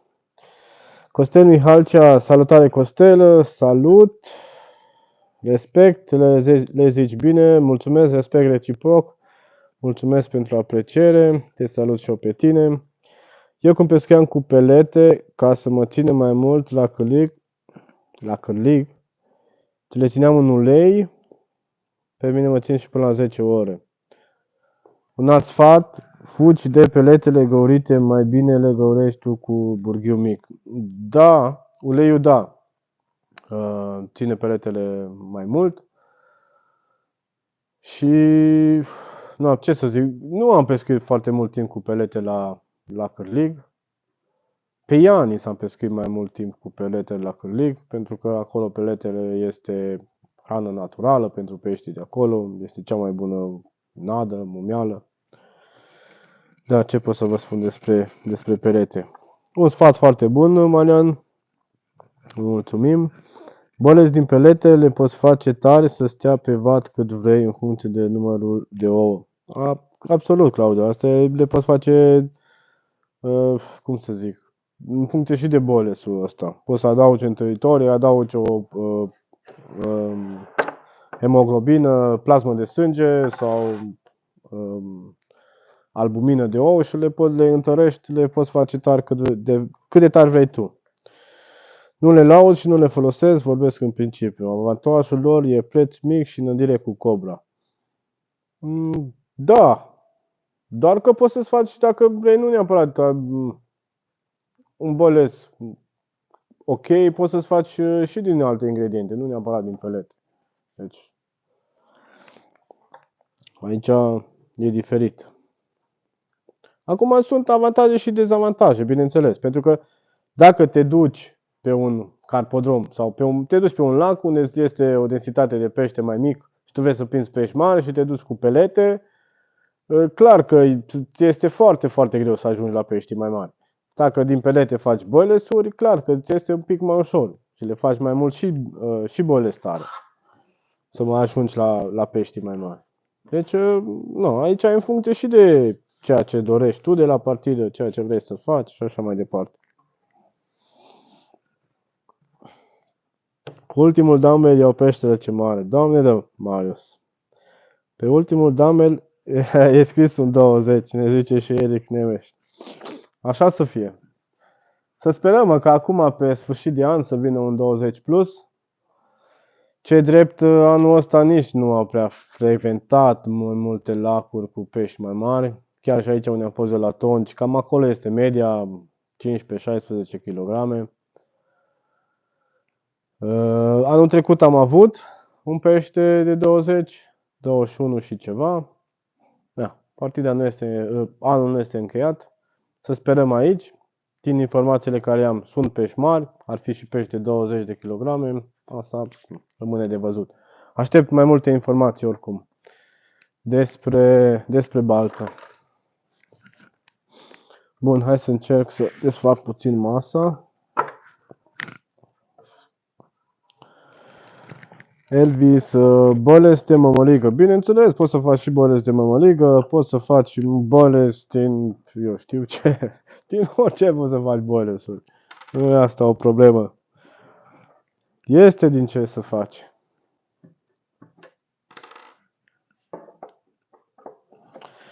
Hai să faci un boles de mămăligă, o făină de porumb normală, sau să zic din asta glisată, cum găsești în magazin. Îți iei o parte de aia, o parte de făină de porumb din aia foarte fină, un gris și o făină de soia și cu lapte praf. Poți să zici că e ca un boles din mămăligă.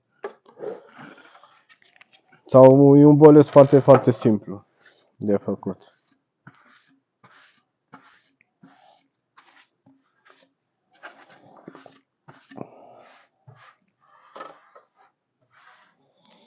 Bun.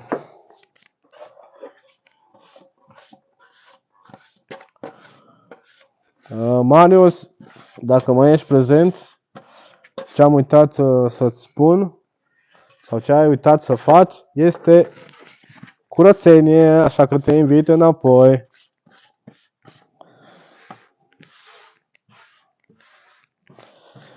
Bun.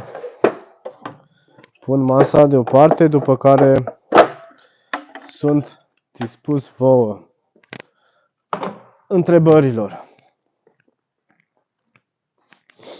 Ok. Sper că aici mă vedeți cel mai bine. Punem și telefonul să stea. Nu e prea bine. Lăsăm așa pe masă. Bun. Aștept în continuare cu întrebări. Hai să mai rămânem încă o jumătate de oră, să zic așa, pe live. Pentru că după care trebuie să strâng și eu de aici. Și să mă duc spre casă, pentru că de azi dimineață e cam destul pe azi. Mâine e o nouă zi de muncă. Referitor la boles din sămânță de cânepă, ziceai că nu ar merita efortul. La ce te referi? Muncă multă sau lipsă de rezultat prin prinderea peștilor? Da, eu zic că muncă destul de multă.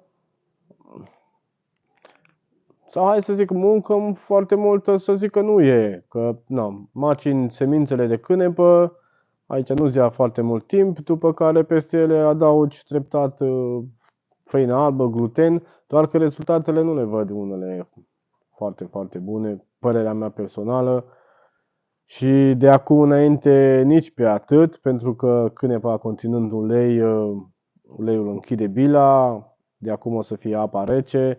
Deci undeva vara ți-aș încerca pe temperaturi cu apă caldă, ți-aș recomanda. Aș zice, da, e ok, poți să faci, să încerci, doar acum pe perioada asta cu apă rece, mai greu. Da. Așteaptă, a zis că vine, dar nu acum. Da, cu siguranță. Cred că în 3 septembrie mai vine.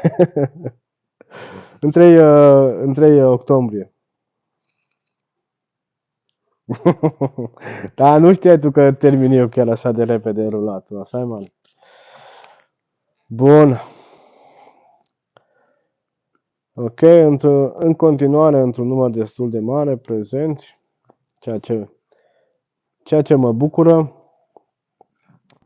Dacă mai aveți și alte întrebări referitor la boilers-uri. Uite, am terminat și eu de rulat. Haideți să vă arăt dacă chiar veți și ce mi-a ieșit aici. Aici sunt câteva. Cred că le pot pune chiar toate într-o lădiță. Sau să mai adaug din cealaltă lădiță. Ce să vedem mai aproape, nu știu cât de bine se vede. Cam asta este bila. Acum ceva de genul. Da. Referitor la belaceanul ăsta, este o bilă la care am făcut diferite teste cu ea de-a lungul timpului. Și nu, am teste însemnând am făcut partide cu anumite ingrediente, partide cu alte ingrediente, partide cu ingrediente într-o cantitate mai mare, mai mică. Și până la urmă am ajuns la o concluzie ce ar fi mai bine de folosit. În momentul de față suntem, să zic așa, de timp destul de bun pe rețeta finală. Ne dă randamente mai mult. Dar am dat, de-a lungul timpului, am dat destul de multe din casă despre ea, ceea ce cred că nu o să mai fac de acum încolo. Dar pentru asta, nu, am mai fost întrebat despre rețete de belacean, dacă pot să ajut să fac, de ce nu, cu siguranță. Și până la urmă, chiar și cu rețeta de belacean, dacă ar fi întrebat, bine, nu o să dau rețeta mea exactă, doar că o mare parte cam pe acolo ar fi, pe lângă ea, să zic așa. Sau anumite ingrediente din ea. Bine, de asta dacă o să fiu de acum întrebat doar despre rețete de belacean, nu știu dacă o să mai fac, nu știu dacă o să mai răspund, dacă vin foarte multe întrebări pe tema asta. Bun.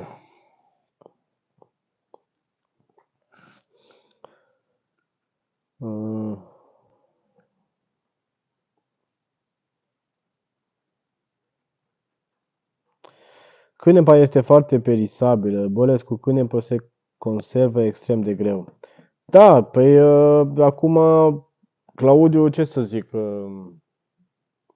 dacă faci un boiles pentru a-l conserva, atunci eu zic să nu-l faci.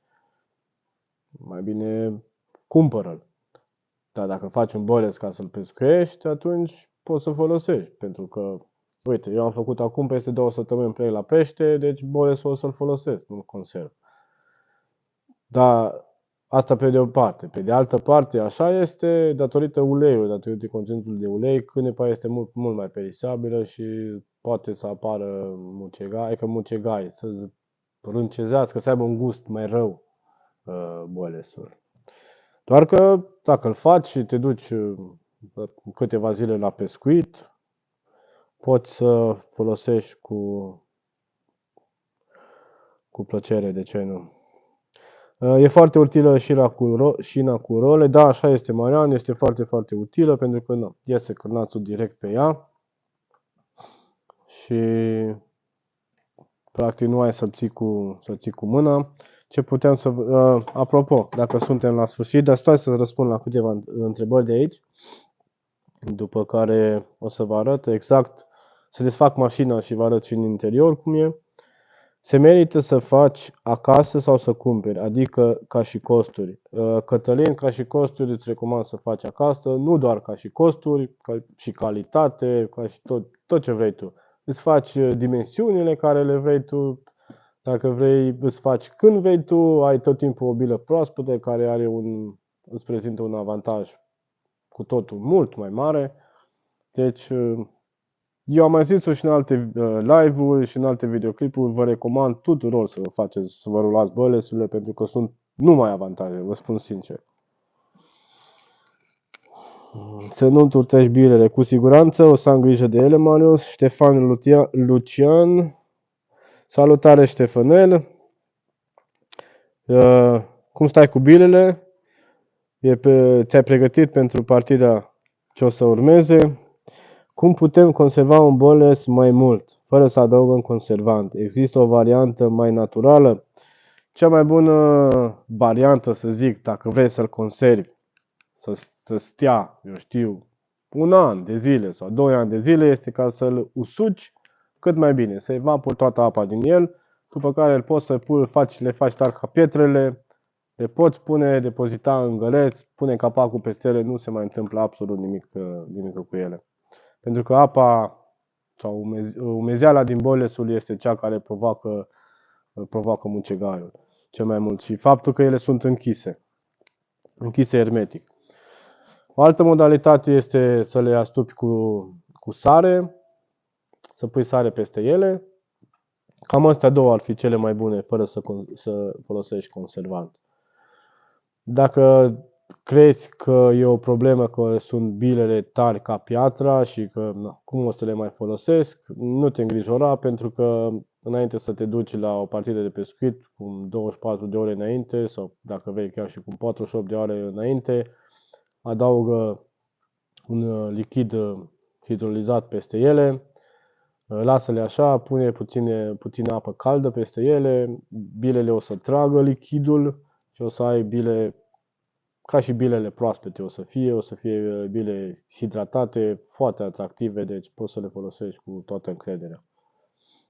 Chiar o să fie foarte, foarte bune. Mai termin o dată că mai sunt 2 săptămâni. Păi da, Ștefane, până atunci mai avem de rulat încă o tură de vreo 10 kg de mix ca să avem la noi.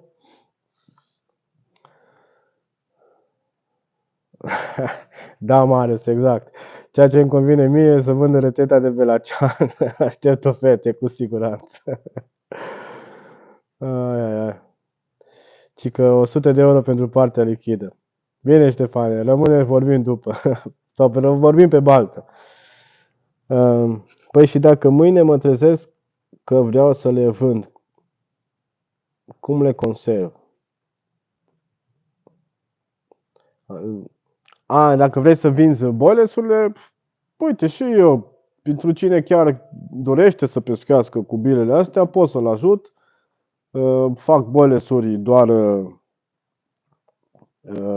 doar cu, adică dacă vrei să cumperi de la mine boilesuri, ok, pot să te ajut. În momentul când eu rulez boilesurile, îți pot rula și ție, nu am niciodată boilesuri pe stoc.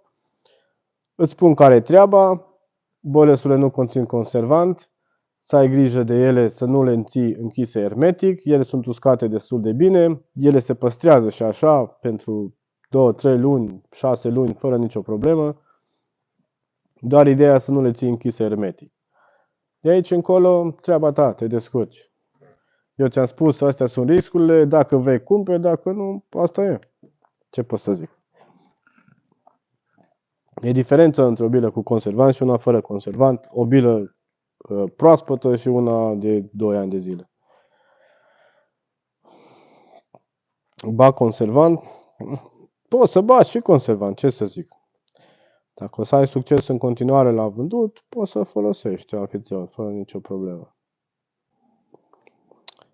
Foarte bine, Ștefane, 8 kg, bravo ție.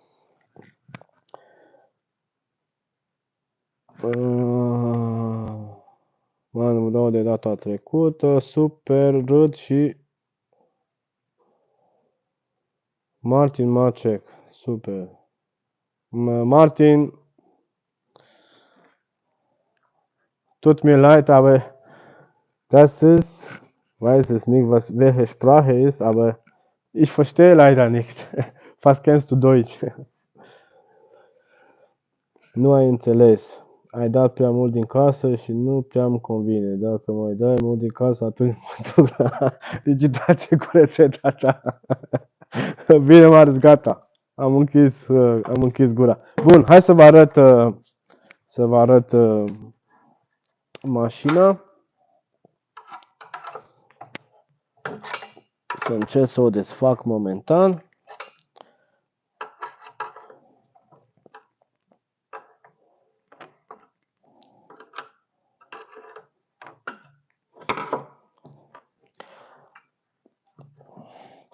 Sincer, trebuie să rulez cantități sau să ajungem să rulăm cantități foarte, foarte mari, ceea ce nu știu când o să fie sau dacă o să fie cândva. Să avem nevoie chiar de atâtea boilers-uri ca să renunț la mașina asta de măcinat carnea.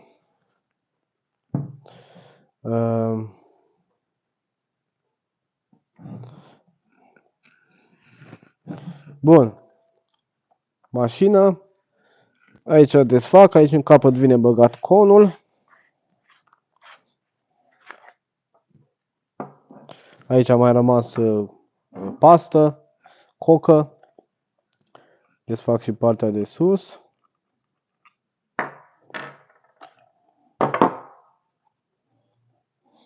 Și după cum puteți vedea, înăuntru nu mai este nimic. Bine, puțină pastă rămasă pe margine. Aici este doar melcul. În rest nu mai are absolut nimic.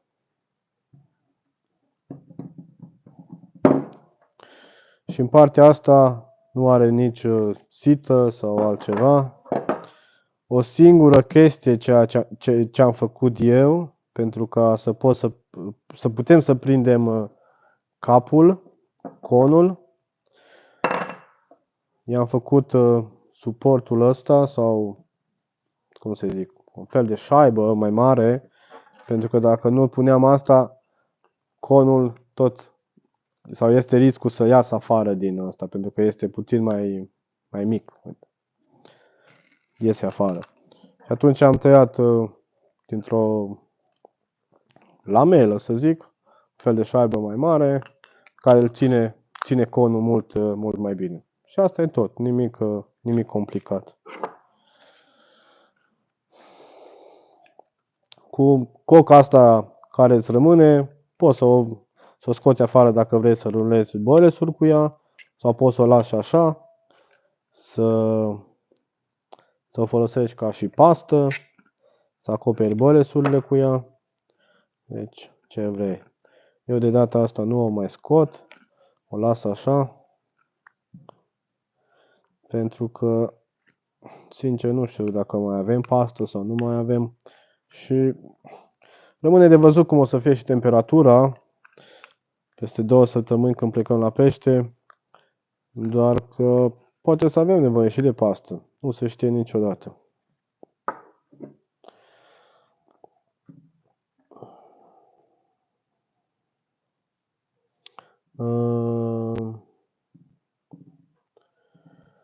Pescuiesc cu sac solubil bag câte 5-6 bile să nu nădesc pe vecinul de stand. Da, ce să zic, Ștefane, e o practică foarte bună și acum la ultima partidă am pescuit cu o lansetă pe intercepție, o lansetă care mi-a produs destui pești și nu am nădit absolut deloc pe acea lansetă. Ceea ce am folosit a fost doar un săculeț solubil în care băgam câte 2-3 boilers-uri. În rest nimic, absolut nimic. Deci și asta este Peștele dictează ce să faci și cum să faci. Tu trebuie doar să citești, să vezi.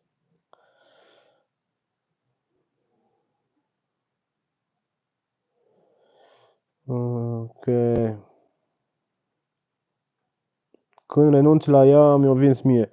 Păi Ștefane, dacă chiar ai nevoie de o mașină, nu e o problemă, că mai avem de rezervă. O găsit Marius, nu știu, avem vreo 5 sau 6, mi se pare că o cumpăra Marius să fie. Încă nu s-a stricat niciuna. Dacă ai nevoie de una, păi nicio problemă. Dacă e pe aia, o vreau eu, șina cu role.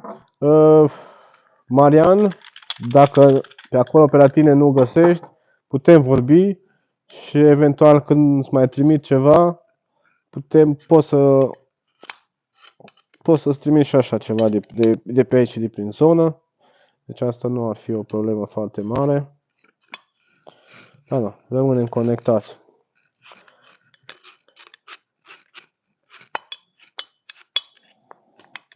O curăț puțin și e pregătită pentru următoarea tranșă. Dacă rămâne puțin pe interior, puțină cocă, nu e nicio problemă. Important e să nu rămână prea multă ca data viitoare să pot băga melcul. Bun.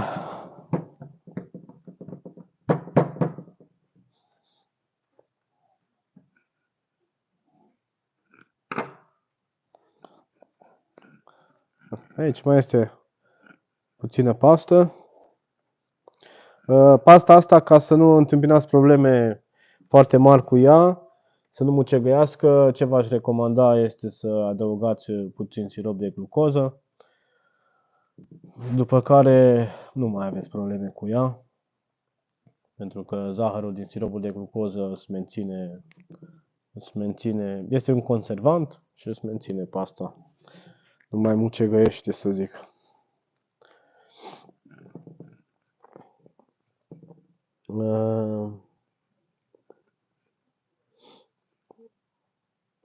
Simo, o găsești pe bani, o găsești pe net pro în bani scurți. A, te referi la rolă? Da, nu este prețul e unul foarte mare, Ștefan. A, asta e cu Belacean, tu vei chiar pe asta expre, acum înțeleg eu treaba asta, înțeleg eu. De ce vrei tu expre pe asta, Marian? Bun, nu le speli, nu, anfitrion, nu are niciun rost să mă mai chinu, să le spăl, să le curățesc. La Marius îi place treaba asta, să fie tot timpul cât mai curate. Eu nu. De ce rost are să mai îmi bat capul și cu așa ceva?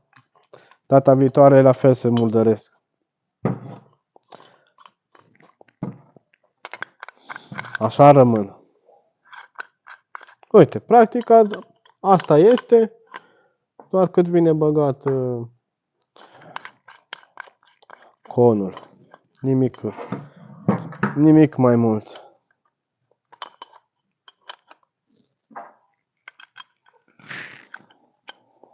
Sincer să vă spun, este o practică foarte bună. Mașina, adică scosul cârnaților cu mașina asta de carne. Nu văd de ce a schimba mașina asta cu un pistol. Bun. Întrebări, dacă mai aveți. În continuare, număr destul de mare. Vă mulțumesc foarte mult. Ce pot să vă mai zic? Mai rămân cu voi. Hai să mai rămânem încă 10 minute. După care o să strâng și eu. De aici o să plec acasă pentru că chiar se simte oboseala de azi dimineață. Așa că dacă mai aveți întrebări, vă aștept cu drag. Da, Marius spală ustensilele. Uite, acum le scot afară că plouă. Ok, uite, mai vine o întrebare de la Cătălin Milu. Băleșurile doar le usus sau le și fierbi? Nu am intrat de la început în cazul în care ai spus. Cătălin, ce am făcut în seara asta, ce am făcut acum pe live sunt solubile, dar astăzi am rolat astăzi aproximativ, cu ce am rolat acum 21 de kg de mix, dintre care am făcut și solubile și tare. Am făcut și de 16, și de 20, și acum de 24. Deci și fierte, folosesc și fierte și solubile în funcție de anotimp, de temperatura apei, de mai multe criterii. De exemplu, la ultima partidă de atunci am folosit doar boale stare, acum cu temperaturile astea ce sunt acum s-a răcit foarte mult, clar, și temperatura apei a scăzut și o bilă solubilă îți activează patul de nadă mult mai repede, clar, te ajută. Tocmai de asta am și făcut și solubile, și 20 și 24. Deci și, nu doar una sau doar cealaltă.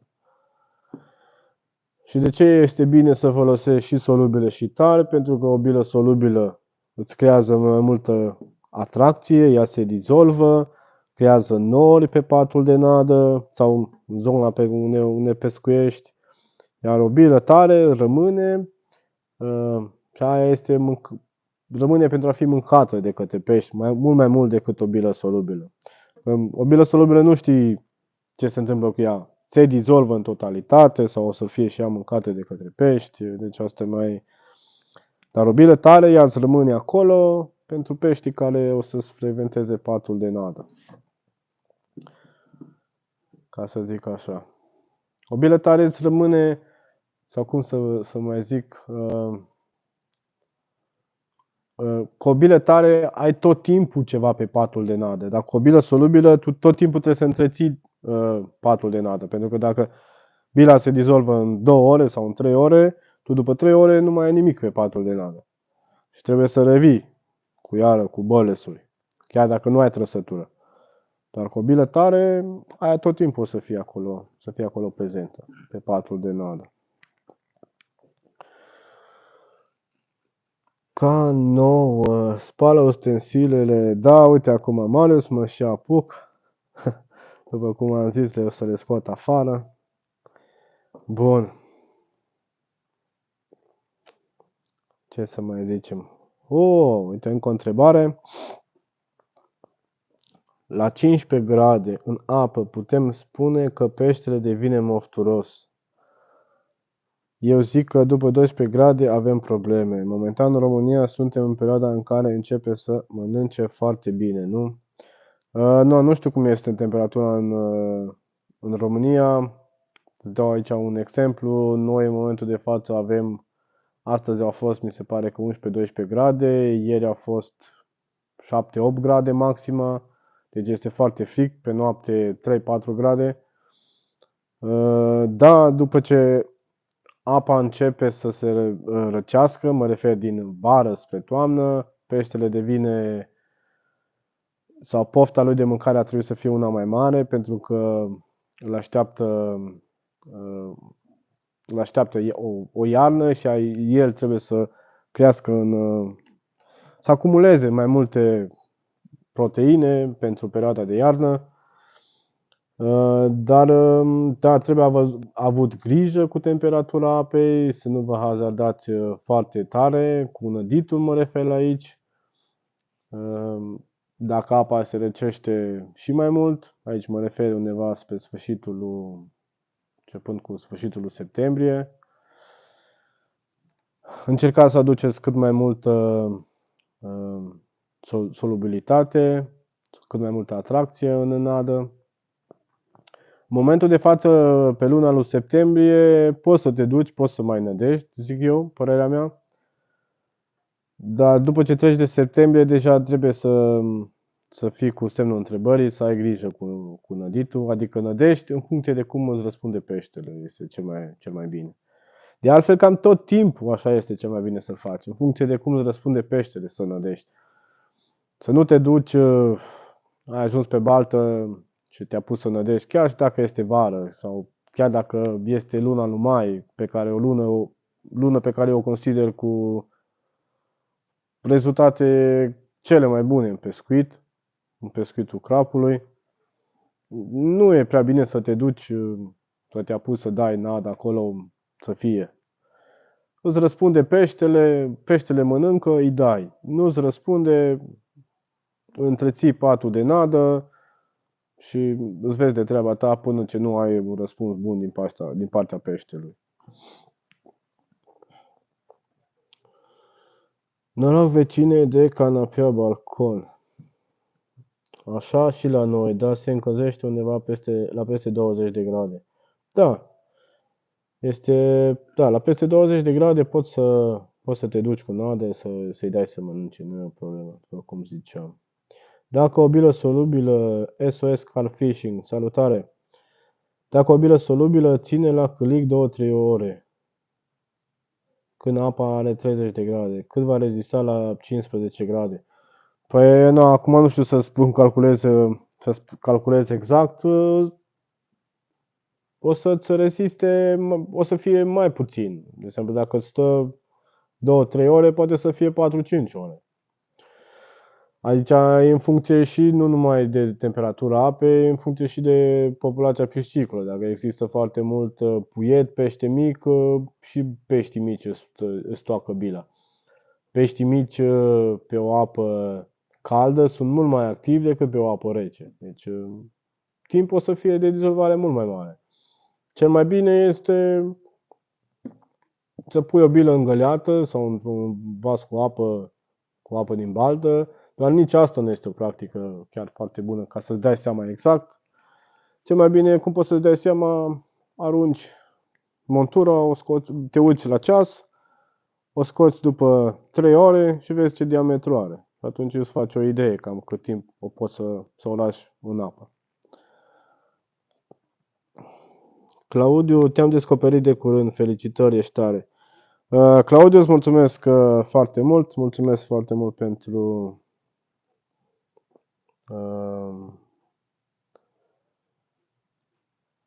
apreciere.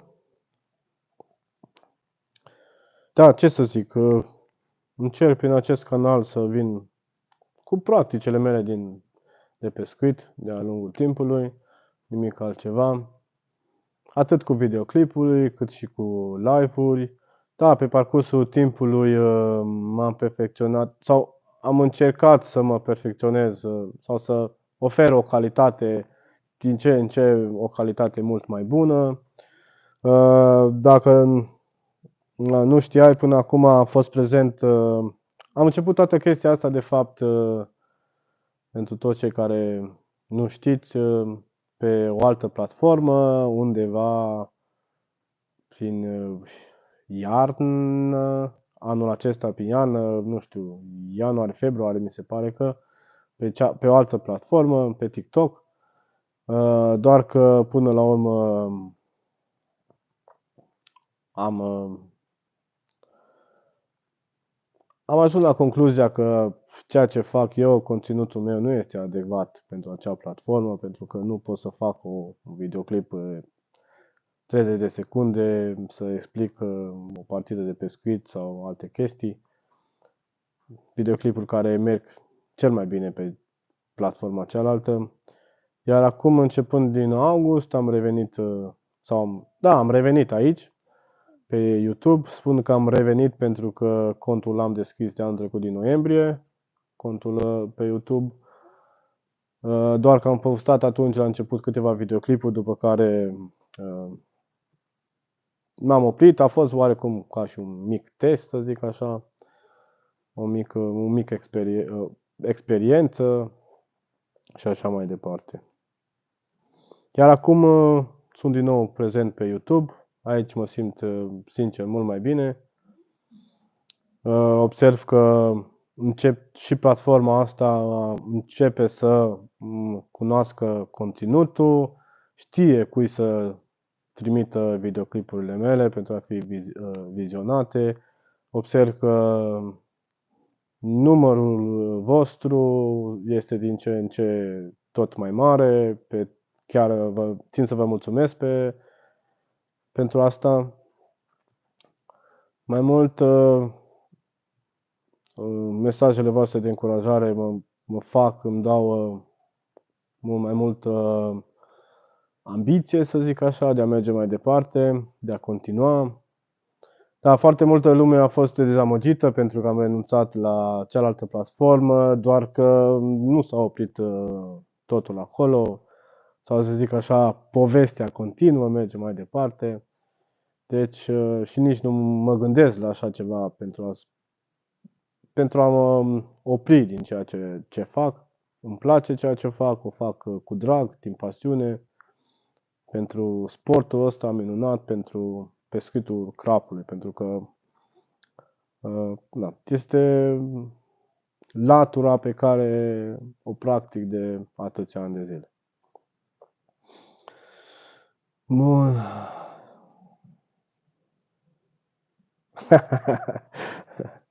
Ștefan ne zice că TikTok-ul e acaparat de pizzi. Da, așa este, Ștefan.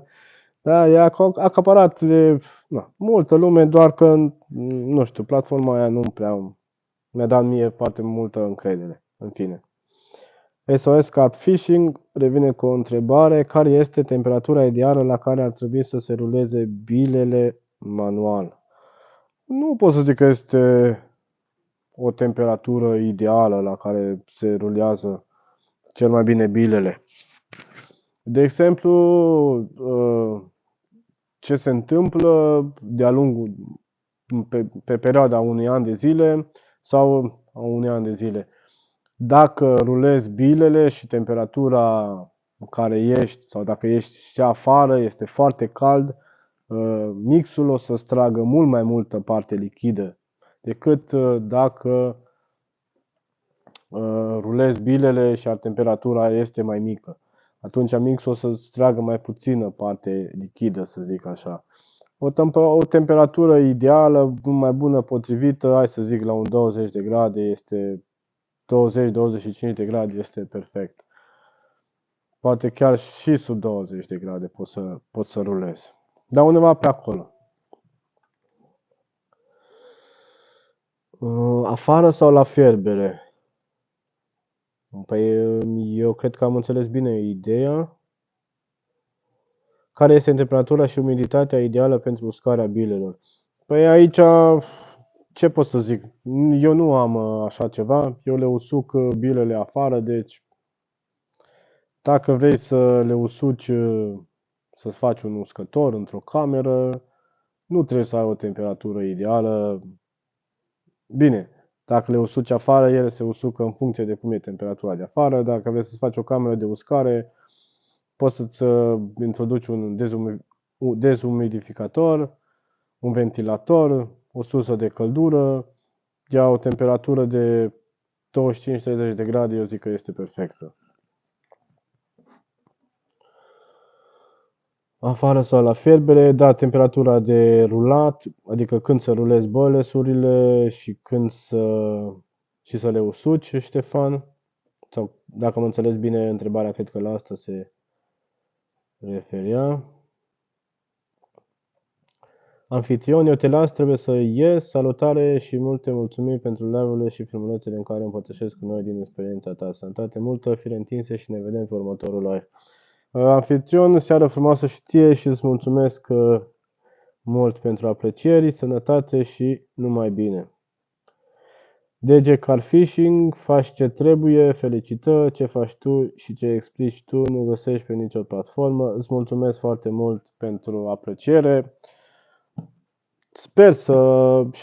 Sper și încerc să fac, să explic cât mai mult pe înțelesul tuturor. Gabriel Asploio, te urmăresc cu drag pe orice platformă, ne spui foarte multe despre pescuit, rețete de tot felul și cel mai mult ce m-a acaparat sunt rețetele de lichide. Felicitări! Da, mulțumesc foarte mult și ție, Gabriel. Despre aceste lichide, da, cred că sunt lucruri sau lichide care pot să facă diferența chiar într-o partidă de pescuit.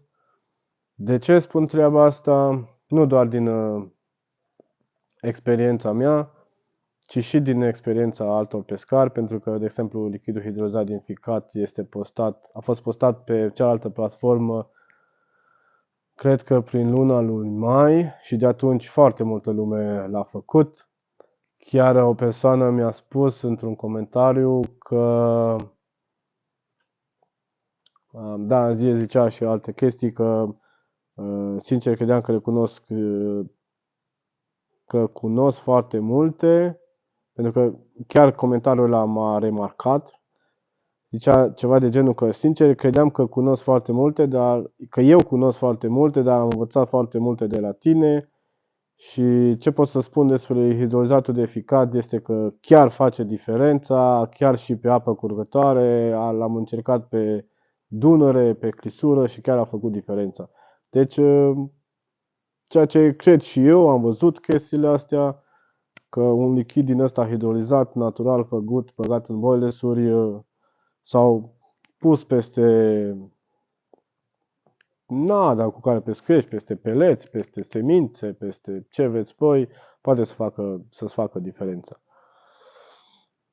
Da, după cum v-am mai spus, o atracție mai mare îți oferă hidrolizatul din pește, părerea mea, mai mult decât cel din ficat. Dar asta nu înseamnă că nici cel din ficat este mediocru sau slab. Este bun și el, cu siguranță.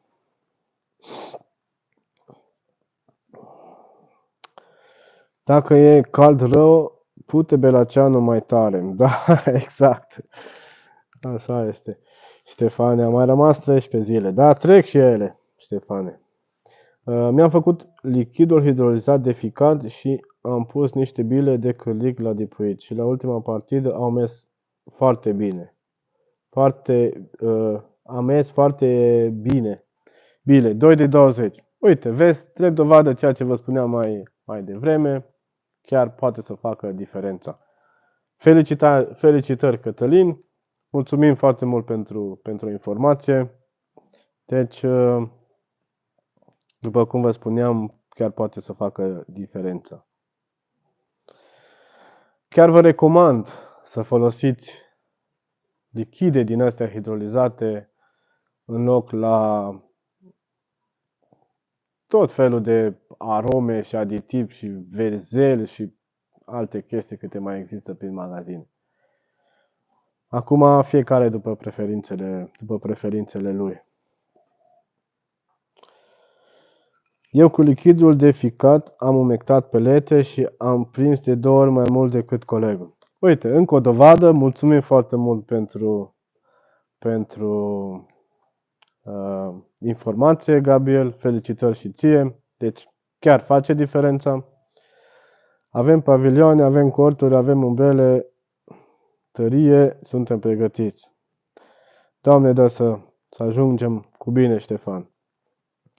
Claudiu, salutare! Ce atractanți folosești în boiles pe apă caldă, dar pe apă rece?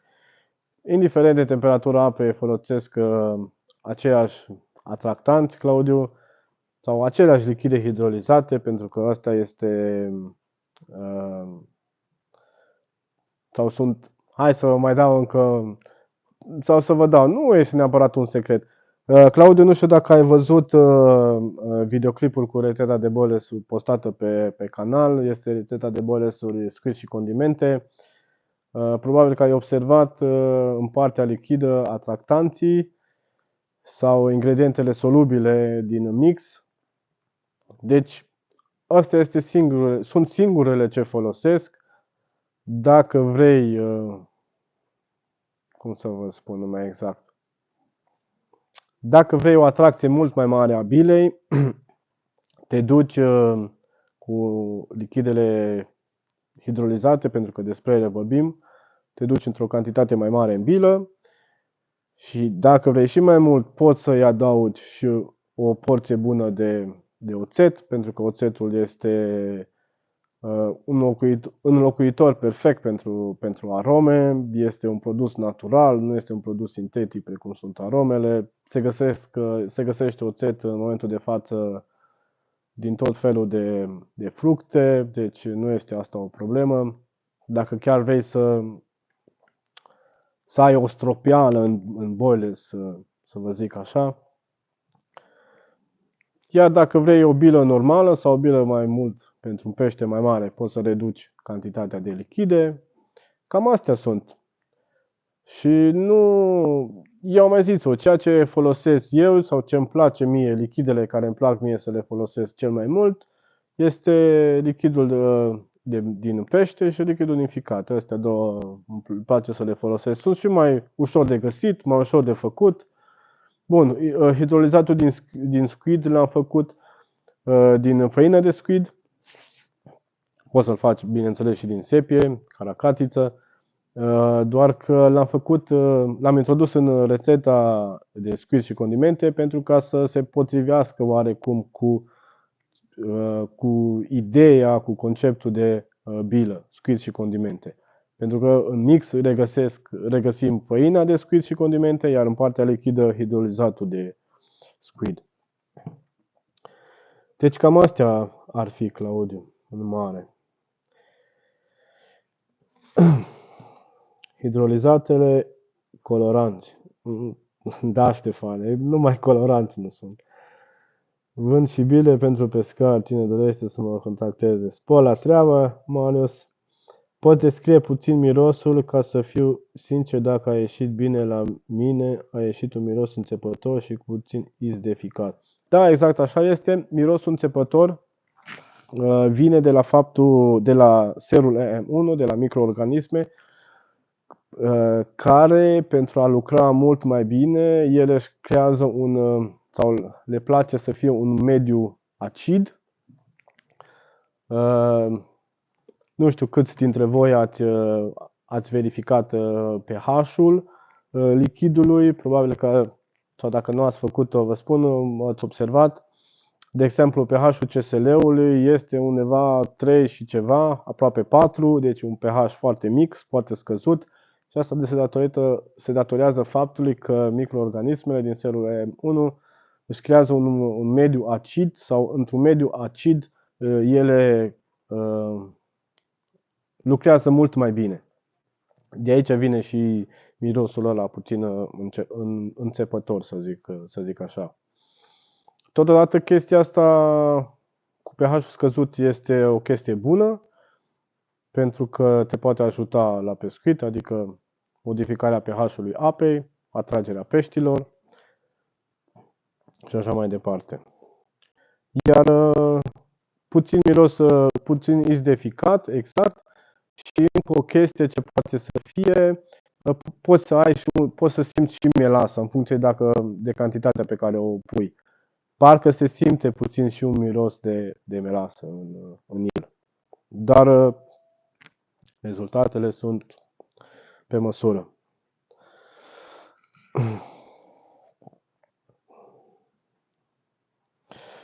Bun. Lichidul hidrolizat trebuie ținut la frigider pentru a ține mai mult timp. Nu, Cătălin, nu trebuie să-l ții la frigider. Uite, de exemplu, eu îl păstrez în beci. Tot mă uit în partea aia pentru că... Ok, hai să vedem.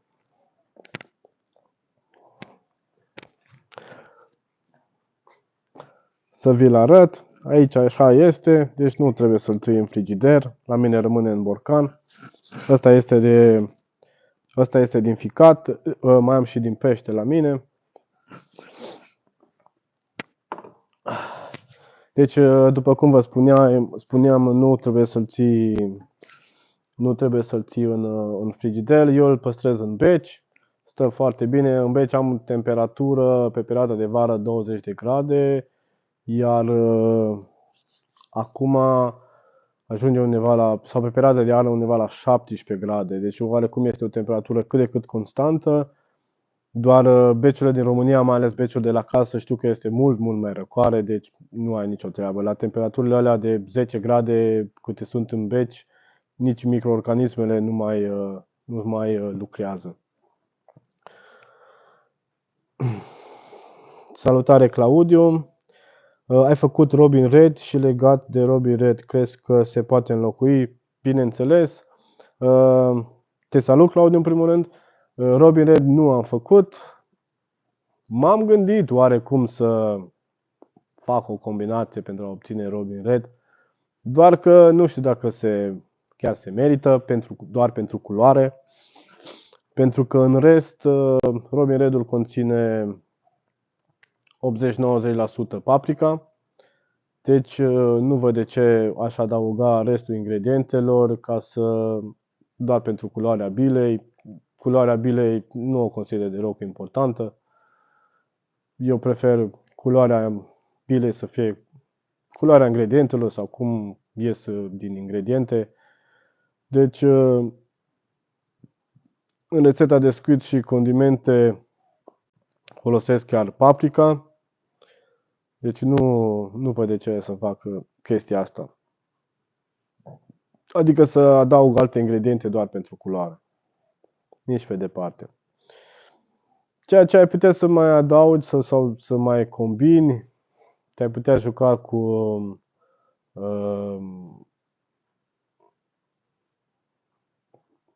puține condimente, să zic așa, pe lângă, cum ar veni o pudră de roșii pe lângă, băgată în paprika, bineînțeles, un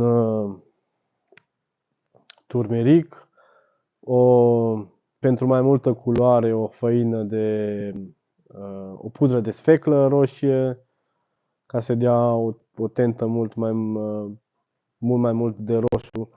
Doar că, nu știu cât de mult te-ar putea ajuta culoarea asta. Pudra de roșii și turmericul, da, ar putea fi un plus în boilers, din anumite puncte de vedere, bineînțeles, doar că peștele clar îți dictează asta. Ba mai mult, poți să le adaugi separat, nu trebuie să-ți faci tu o rețetă, să zici că e rom miret, în care să incluzi și pudra de roșii și turmericul. Da, se mai zice că mai conține Robbie Redul și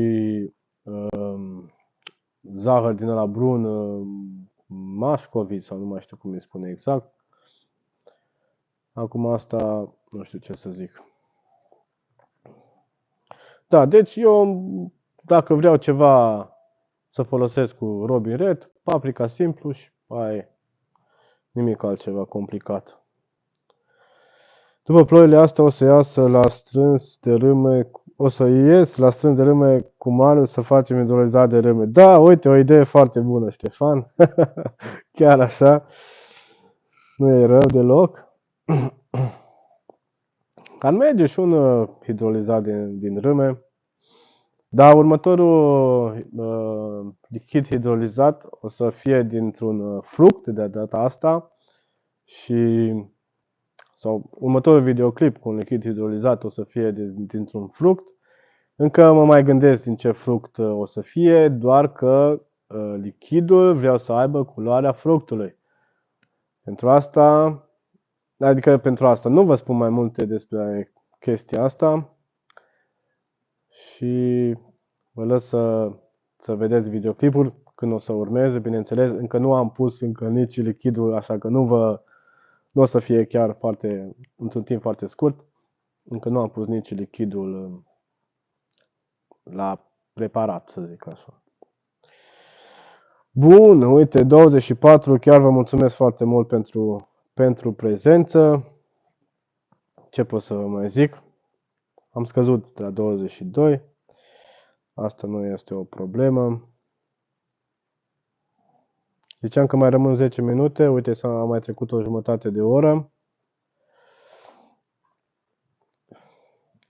Da, exact, Marius. Fructul pasiunii. Dacă vrei, pentru tine, puteți să faceți și un hidrolizat din fructul pasiunii. De ce nu? Bun, dacă mai aveți voi ceva întrebări, mi-ar face mare plăcere să mai rămână în continuare cu voi.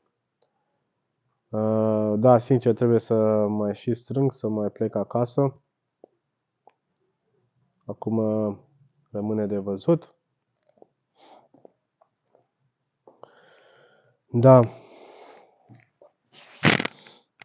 Ce pot să vă mai zic? Sper că m-am mai auzit, chiar n-am mai verificat microfonul dacă mai funcționează sau nu.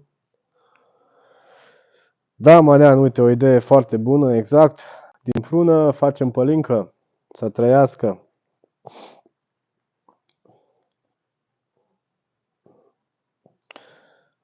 DG Car Fishing revine cu o întrebare. Se poate amesteca lichidul hidrolizat de ficat sau pește?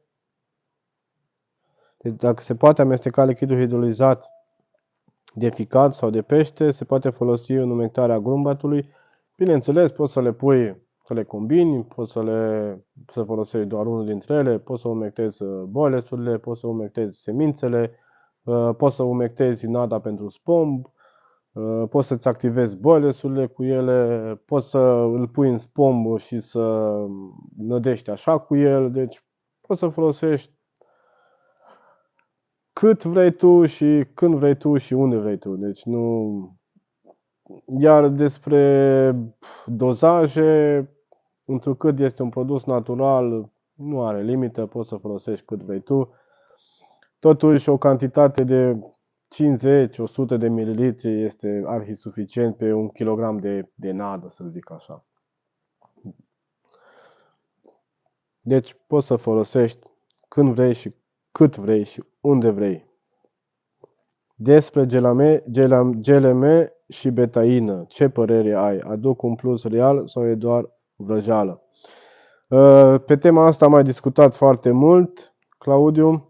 Da, din păcate tu după cum spuneam, ai găsit mult mai târziu. Nu neg că nu sunt bune. Sunt bune, doar că eu am ajuns la concluzia, GLM-ul este mult prea scump, prețul lui este unul foarte, foarte mare pentru a-l putea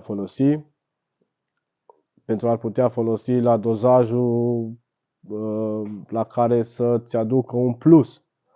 Pentru că dacă tu adaugi o lingură de GLM într-un kilogram de mix, egal cu 0,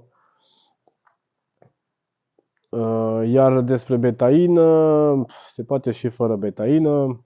Lichidele astea hidrolizate înlocuiesc foarte bine betaina. Drept dovadă, sau ce pot să mai zic? Ca să vă zic un exemplu concret despre GLM și betaină, eu am făcut partide de pescuit în care în nada de spomb am adăugat GLM și betaină. Și într-o cantitate destul de bună, să zic așa. Rezultate, nimic notabil. Iar de atunci am mai văzut și alte păreri tot la fel, despre GLM și betaină. De atunci nici nu le mai folosesc. Nici GLM-ul, nici betaină. Dacă ați văzut nici în rețeta de squid și condimente, nu am inclus așa ceva. Eu, părerea mea, betaină se folosește foarte mult în acvacultură, în creșterea peștilor. Ei bine, noi nu ne avem interesul să creștem pești când mergem la pescuit, noi avem interesul ca să prindem pești. Rolul ei oarecum de atractant, dar oarecum rol de digestie. Ca să faci digestia la un pește nu este obligatoriu ca să conțină betaină. Dacă boilesul tău nu conține betaină, înseamnă că peștele nu mai digeră hrana. Hai să vă dau un exemplu.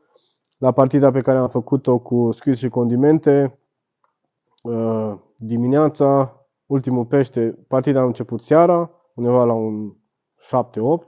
Dimineața peștii deja eliminau boilesul, i-am pus în saltea, ultimul pește elimina boilesul la greu. Deci, și bila nu conține betaină, deci nici pe departe. Nu le mai folosesc. Sunt, probabil, pentru unii, și aici părerile sunt împărțite, pro și contra, asta este părerea mea. Eu zic că sunt bani, mai ales pe GLM, foarte mulți bani un cost mult prea mare, să zic așa, ca să-l folosești.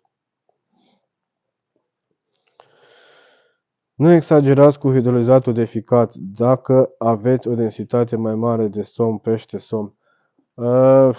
Da, acum asta se știe, Marius, că oarecum mirosul de ficat este preferat și de somn și poți să-ți atragi și somnul pe patul de nadă, doar că, ce pot să zic, folosit după cum am mai zis, un 50-100 de mililitri pe kilogram, poți să pescuiești liniștit, părerea mea. Da. Bun.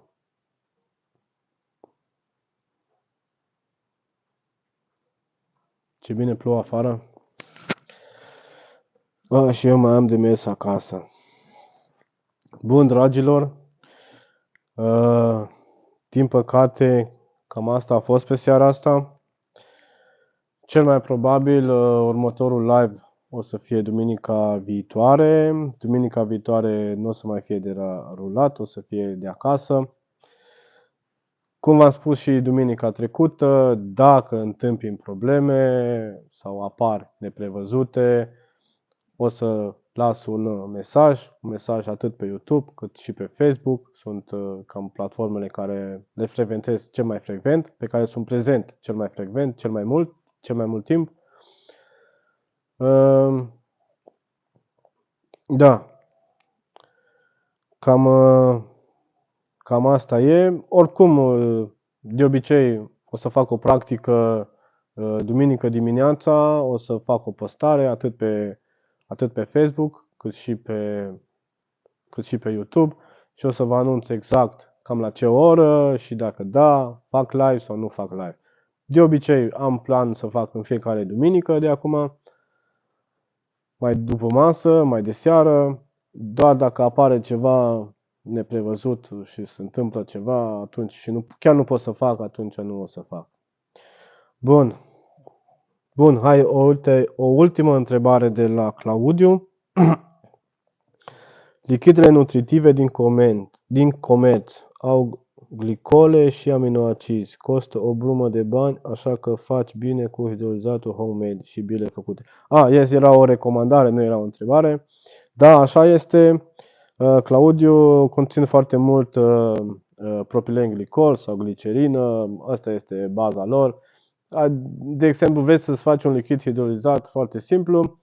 Ți-ai cumpărat glicerină, propilenglicol, adaugi o cantitate din acestea de care vrei tu, adaugi pe deasupra o lingură, două de extract de extract eficat și practic tu vinzi lichid hidrolizat. Simplu și ușor. Poți să adaugi și apă, pentru că propilenglicolul este un conservant. Bun, acum v-am mai spus încă una, chiar acum pe sfârșit. Te salut, o seară faină, mulțumesc pentru toate informațiile, cu drag. Bun, vă salut și eu pe voi, vă doresc o seară frumoasă, o săptămână frumoasă și să ne vedem sănătoși, să ne vedem cu bine. Iar să vă spun pe sfârșit, mergeți la pescuit, bucurați-vă de natură, bucurați-vă de fiecare pește. Vă salut!